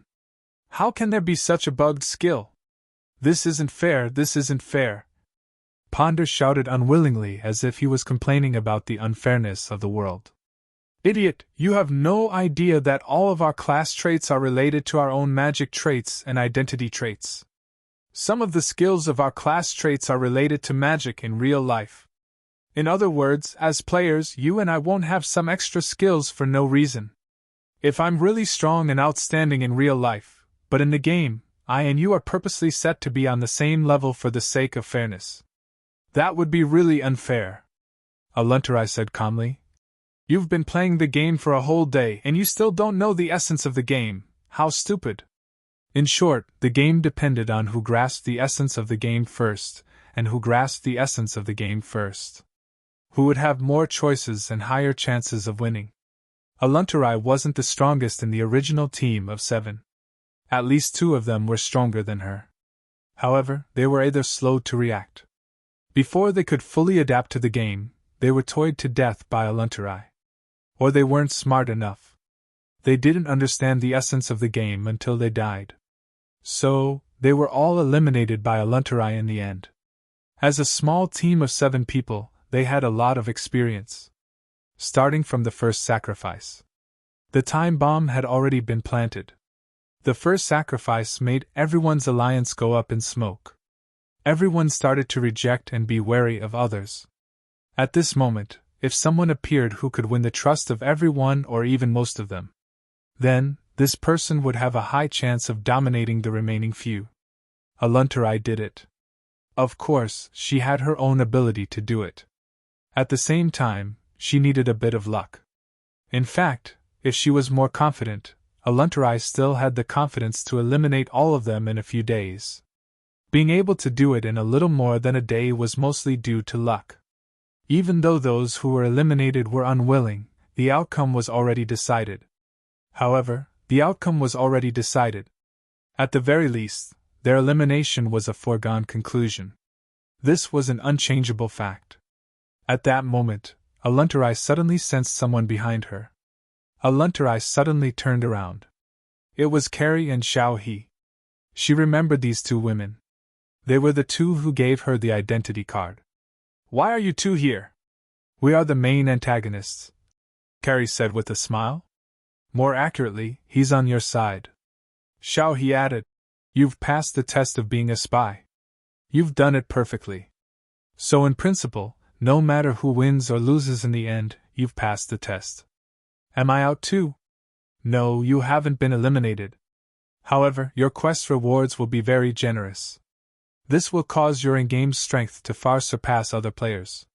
Therefore, if you continue to play the game, you don't need to use any tricks. You can just attack anyone from the righteous faction. That will basically guarantee you victory. Therefore, the positioning of your in-game character needs to be changed. Changed to what? You will be the 3rd boss. Once the righteous faction's players have gathered, you will have a battle with them. Do I need to win or lose? You can use your full strength. You guys are the 1st and 2nd boss? The 2 of us are the 2nd boss. The 1st boss is the sealed evil god. If the righteous faction's players can defeat us within 5 days, you've passed the game. If you can't defeat us within 5 days, regardless of whether you can defeat us or not, the evil god will be released from the seal. By then, all players, including you, can challenge the evil god. Then I've passed the game. There's no point in challenging the evil god, right? Of course there's a point. If you can defeat the evil god. No, even if you perform outstandingly in this battle, you'll receive an unexpected reward. Of course, this reward is hidden. What reward? Relic. Aluntarai sucked in a cold breath. Relic? These 2 women really dared to say that. Relic! Relic would be something that everyone in the world would fight for. It was even possible for it to cause a bloodbath. But this game, relic as a reward? Is this a joke? Don't doubt it. Our teacher can still take out a relic, Carrie said. Of course, the prerequisite is that you perform outstandingly. If you face the evil god and get insta-killed, then don't even think about it. Although I've passed the game, it's only the 2nd day. I haven't experienced the fun of the game yet. Aluntarai sighed and said with pity, Actually, she was referring to something else. If you want to continue playing, then continue with your original identity, and remove the spy identity. But you won't get any points from the game until you defeat the evil god. That works? This game is meant for people to experience, and it's also a trial by our teacher. As long as it doesn't affect the balance and fairness of the game, you're welcome to try. Aluntarai thought about it and understood. The reason why she was given special treatment was probably because the organizers didn't expect her to pass the game so quickly and even obtain rewards that exceeded the game's balance. Even Aluntarai didn't expect it. In fact, it wasn't because she was too outstanding. The key was that her ex-teammates were too weak. With just a few tricks, they were completely annihilated. So much so that Aluntarai didn't have the chance to experience more of the game. Relic reward? Aluntarai suddenly had an ambition in her heart. It was something she had never thought of before. But now, the thought was uncontrollably growing in her heart. For Aluntarai, relic only existed in legends. As a matter of fact, the relic that she had heard of and the few that were circulating in the world were all illustrious. She couldn't even look at them, let alone own them. But now, she realized that relic wasn't out of her reach. Although it wasn't within her reach yet. But at least she had a chance to get it. Not to steal or rob. She could get it fair and square. The two women said that she would get it if she defeated the evil god, or if she performed outstandingly. So, there was a chance to defeat the evil god in this game. Although she didn't know how powerful the evil god was. But it wasn't impossible. She had deliberately said those words for Carrie and Xiaohe to hear. If it was just based on the rewards she had gotten so far, it might have affected the game's balance. But it wasn't enough to guarantee that she could defeat the evil god. Unless she could grasp more game information and rewards.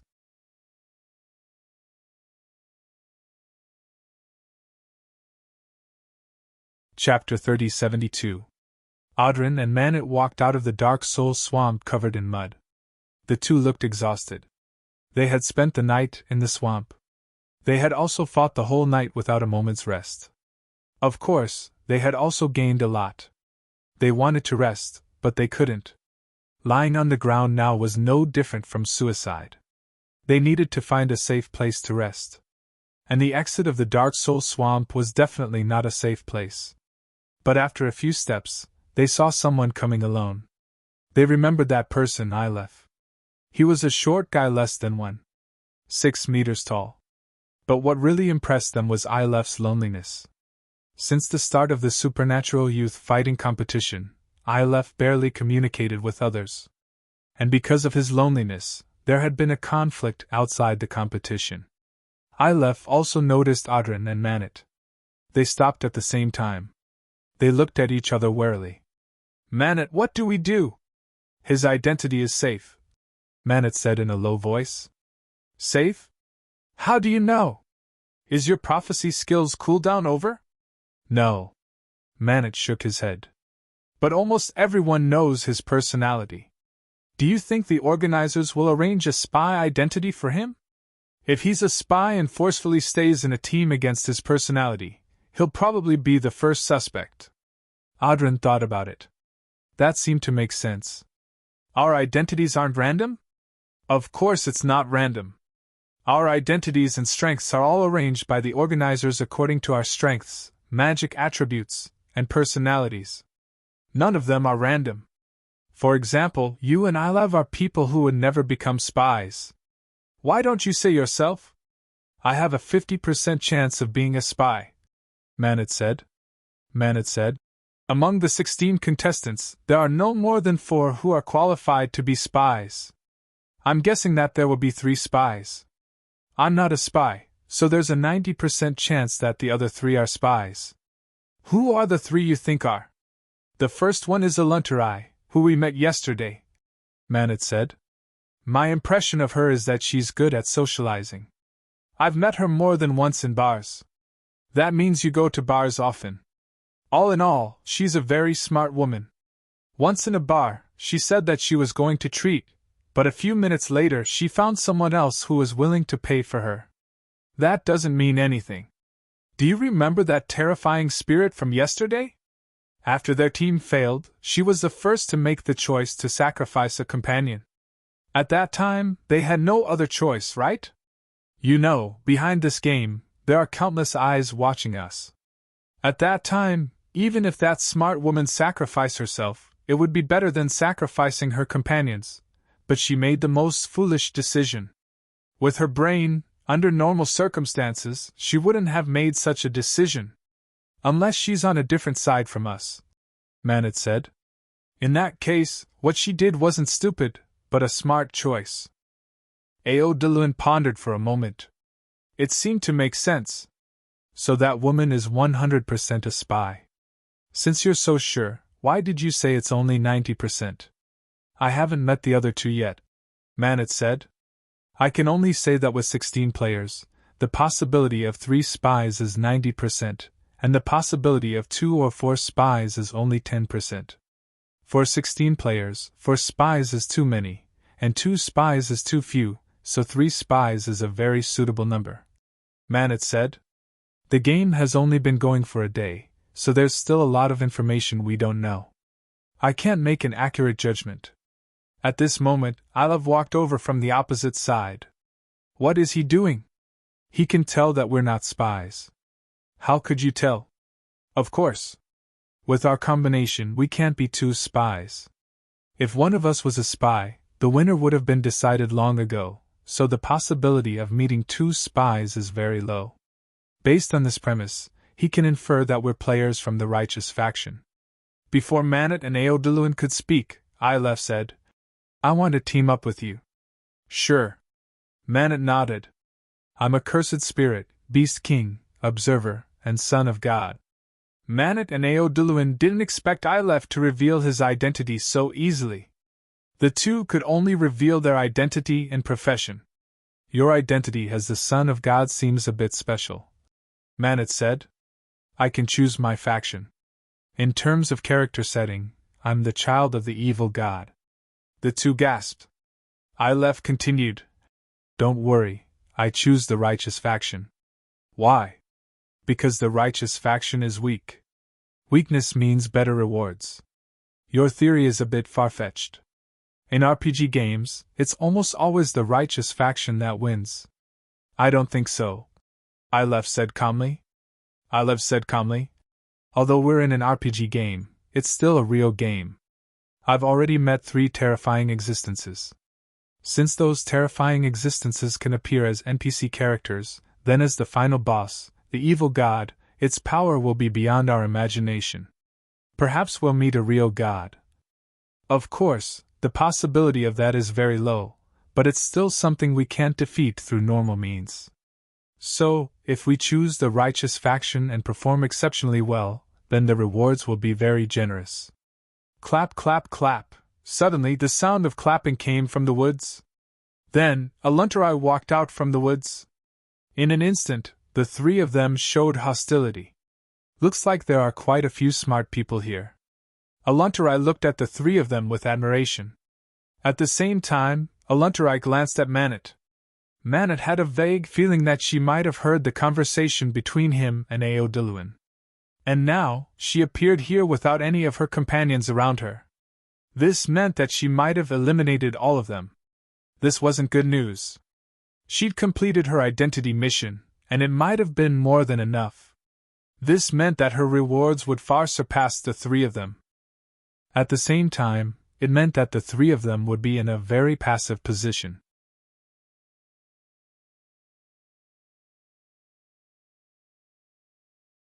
Chapter 3073. If I say I'm not here to fight you, would you believe me? Aluntarai smiled at the 3 of them who were filled with hostility. The 3 of them shook their heads. Aluntarai didn't explain her identity when she appeared. It meant that she had acknowledged her identity as a spy. However, the next moment, the 3 of them felt the world was spinning, and they realized they couldn't move. The 3 of them were shocked as they looked at Aluntarai in disbelief. How was this possible? How could Aluntarai be this strong? Look, if I was hostile, you would be dead by now, Aluntarai said. Now, do you believe me? Ilov didn't say anything, Ordern didn't say anything, Manet said. I believe you. Instantly, the pressure that the three of them felt disappeared. The three of them looked pale. They didn't expect Aluntarai to be this strong. I suddenly feel that being a bad guy isn't fun, so I've decided to switch sides. Aluntarai smiled and said, So I want to build a team that can win. The three of them didn't believe Aluntarai. But they had no other choice. Aluntarai was too strong, to the point that they felt hopeless. Manet's brain was spinning rapidly as he stared at Aluntarai. Suddenly, Manet's mind flashed as he vaguely guessed something. Aluntarai seemed to have felt Manet's strange gaze and turned back to Manet. Turning back to look at Manet, he said, You said you switched sides, so there are only two possibilities. One is that you have a special identity, like Alev, and the other is that you've already cleared the game. Perhaps the game manager gave you special privileges, allowing you to switch sides. If you want to continue playing, there should be a direct benefit, right? This is my secret. If you guys cleared the game, you'll get the same information. Because of this, you guys have no authority in front of me. You can either choose to cooperate or be killed by me. There are still half of the players anyway, you guys aren't my only choice. Manet shook his head and said, No, we are your only choice. Don't you have some misunderstanding about yourself? At the start of the game, the manager manually eliminated one player, and you killed 6. In other words, there are only 9 players left out of the 16. After a day, at least a third of the players who couldn't adapt to the game were eliminated. In other words, including you and us, there are only 6 left. Other than us, you can only find 2 to 3 more players at most. Plus, your individual quality and strength are still uncertain. It might not be hard if you want to clear the game with those 2 or 3 teammates, but if you want to complete the biggest challenge, like defeating the evil god, I'm afraid you're still lacking. The 3 of us have the quality and strength, so other than us, you need to find the remaining players to form a final team to challenge the evil god. This time, it was Aluntarai's turn to be silent. If you wanted to change factions to experience the game, then you wouldn't hesitate now. After all, with your current strength, you might be able to clear the game alone. You could even kill all the remaining players and become the only player to clear the game, or even clear it twice. However, you didn't do that. Instead, you used the excuse of teaming up with us. Therefore, your goal is definitely not as simple as clearing the game as a player from the righteous faction. You want to challenge the final evil god. Manet continued. The difficulty of defeating the evil god is undoubtedly unprecedented, which also means that the reward will be unprecedentedly generous. That's right, the reward for defeating the evil god will be very generous. Aluntarai didn't deny it.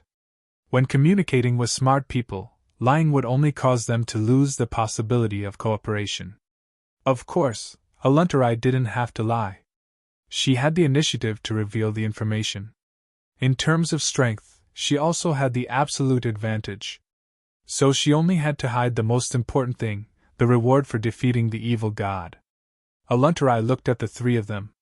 Defeating the evil god will bring unparalleled benefits to everyone, so there's no reason for you to refuse, is there? Indeed, but you will surely get the biggest reward.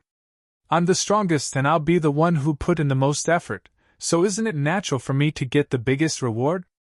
Aluntarai said as a matter of fact. And without me, you might be able to clear the game, but believe me, you won't get the best reward. I want to know what the final reward is. All I can say is that it will surpass your imagination. Aluntarai's vague description easily caused the others to have endless fantasies. Manet turned around and looked at Audrin and Ilef. What do you guys think? I can accept it, Ilef said. I'll listen to you, Audrin said. Fine, then we'll accept your invitation.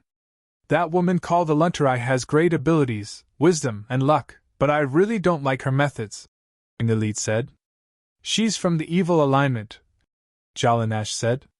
This means that she has to win using unconventional methods, so I think there's nothing wrong with her methods. She was actually able to eliminate all 6 in one day in a 6-on-1 situation. I think her overall abilities are above average, and she has great potential. In the supernatural organization, there were two completely different opinions about Aluntarai's performance. One side was disdainful and even disgusted by Aluntarai's schemes. The other side supported Aluntarai. They felt that all of Aluntarai's actions were normal, and she was using the rules cleverly. As long as it was within the rules, it was reasonable. Qin Zhao hadn't seen the first day of the game, so he wasn't sure about Aluntarai's performance. But he still saw her performance on the second day. "President, who do you support?" "You're judging her morals, but you've never doubted her abilities. As for her morals, we're not judges, nor are we picking saints. At the very least, she did a great job as a spy, didn't she? So, in principle, I support her." "So, President, you support her joining the supernatural organization?" "I've seen her information. She's from a small family, but it's a branch of a large European family. I don't think she'll be interested in the supernatural organization."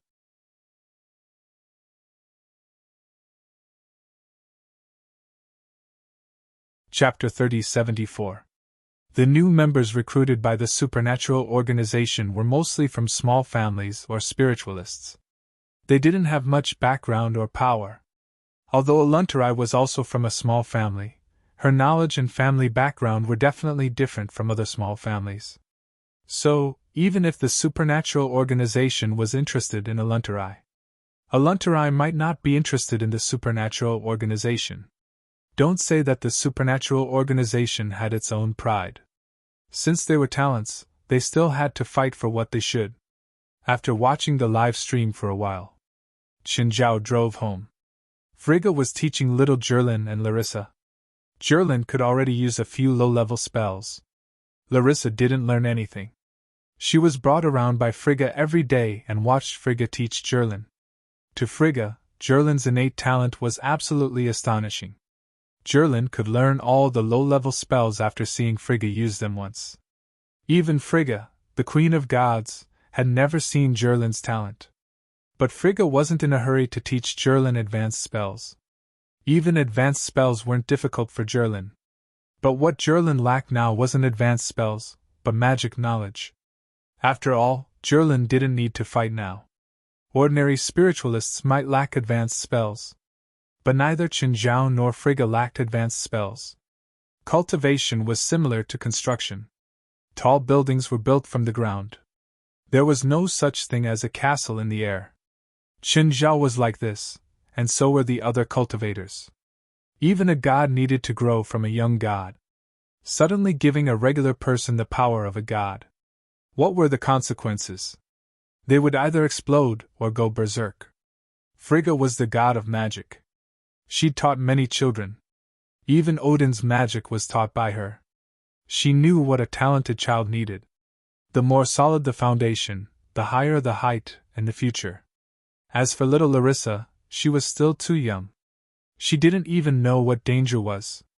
Therefore, before little Larissa had a clear understanding of magic, either Qin Zhao nor Frigga would teach little Larissa magic. Jerlin hadn't started learning Nirvana yet. It was the same reason as little Larissa. Nirvana was too dangerous. When he came back, little Larissa and Jerlin jumped into his arms. Frigga walked slowly to Qin Zhao. "Are they good?" Qin Zhao asked. "If you insist on my answer, then I'll do as you wish," Frigga said with a bitter smile. "Teacher Frigg, I'm very obedient," Jerlin replied with her eyes wide open. "I'm not being disobedient. Using fireballs to fry fish is not something a lady should do. Where is Jerlin going to hit with the fireball? About Vanaheim, when do you plan to do it?" "I need to prepare and find helpers," Qin Zhao said. Just like the last time he went to Asgard. This time, he was going to face Zeus, a god king like Odin. No matter what, Qin Zhao wouldn't act rashly.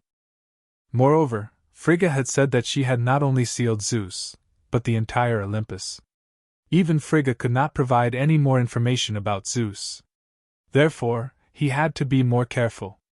From the information Qin Zhao had about the Olympian gods, Qin Zhao could tell that the Olympian gods were very powerful. Zeus was stronger than Odin, not weaker. First of all, the characteristics of the two races determined that the Olympian gods were better at war. As a god king, Zeus' strength might be similar to Odin's, but in terms of battle prowess, he was probably much stronger. Most importantly, when Qinzhao had faced Odin, Odin had been a remnant soul. He had less than 10% of his strength, but even so, he was still in danger. What about Zeus, the king of the Olympians? How strong would he be?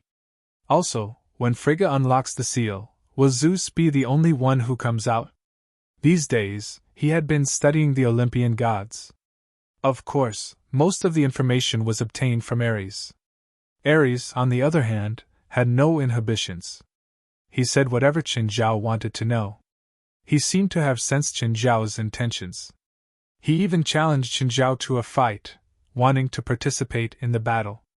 Qinzhao had always been doubtful about this, even though he had signed a contract with Ares. But would Ares really be willing to fight for him? Nevertheless, Ares was still someone Qinzhao had to pay attention to. As the god of war of the Olympians, Ares' strength was undeniable. As for helpers, Qinzhao had contacted everyone in his small group. Zhang Tianyi, Bifla, and Mary, the 23rd blood. They had all given him an answer. As long as Qinzhao's price was high enough, they were willing to help. What good things did the Olympians have? That was a must. Frigga had sealed the Olympians along with Mount Olympus. The Olympians were a bunch of bandits and locusts. They kept waging wars and robbing other races. So, there must be a lot of good things. But Qinzhao didn't know what the scale would be this time. So, Qinzhao was considering if he should find 2 more helpers. But these helpers wouldn't be from the supernatural organization. Even if they wanted to, they wouldn't be able to help. So, he couldn't find anyone lower than Shang Qing. Qinzhao wanted to find perfected Qing Ping and perfected Wu Su from China. Both of them were strong enough to deal with this. But he didn't know what they wanted. Qinzhao wanted to have Zhang Tianyi ask them first. Then he would see what they wanted. Qinzhao's attitude toward this battle was even more than when he'd fought against the Aser race. After all, he didn't know that he wouldn't be facing just Odin last time, but the entire Aser race. But it was different this time. When Frigga opened the seal, who knew if a Zeus or a bunch of Olympians would come out? So, the preparation might take a month or a year. In any case, he would only act when he felt that he was fully prepared. Frigga didn't rush Qinzhao. After all, she knew that this battle wasn't a child's game. It would be a battle of the gods. An unprecedented battle that might not happen in 100 years. It wasn't surprising that he didn't prepare anything for this battle. For Qinzhao, this was an unprecedented gamble. It was even more risky than fighting against the Aser race. Last time, Qinzhao had been tricked by Bader. But this time, Qinzhao still went in despite knowing the danger. After all, a complete world was a huge temptation for Qinzhao. You're tuning into the Phoenix Knights YouTube channel. Don't forget to subscribe and join us on this journey to catch the most captivating stories.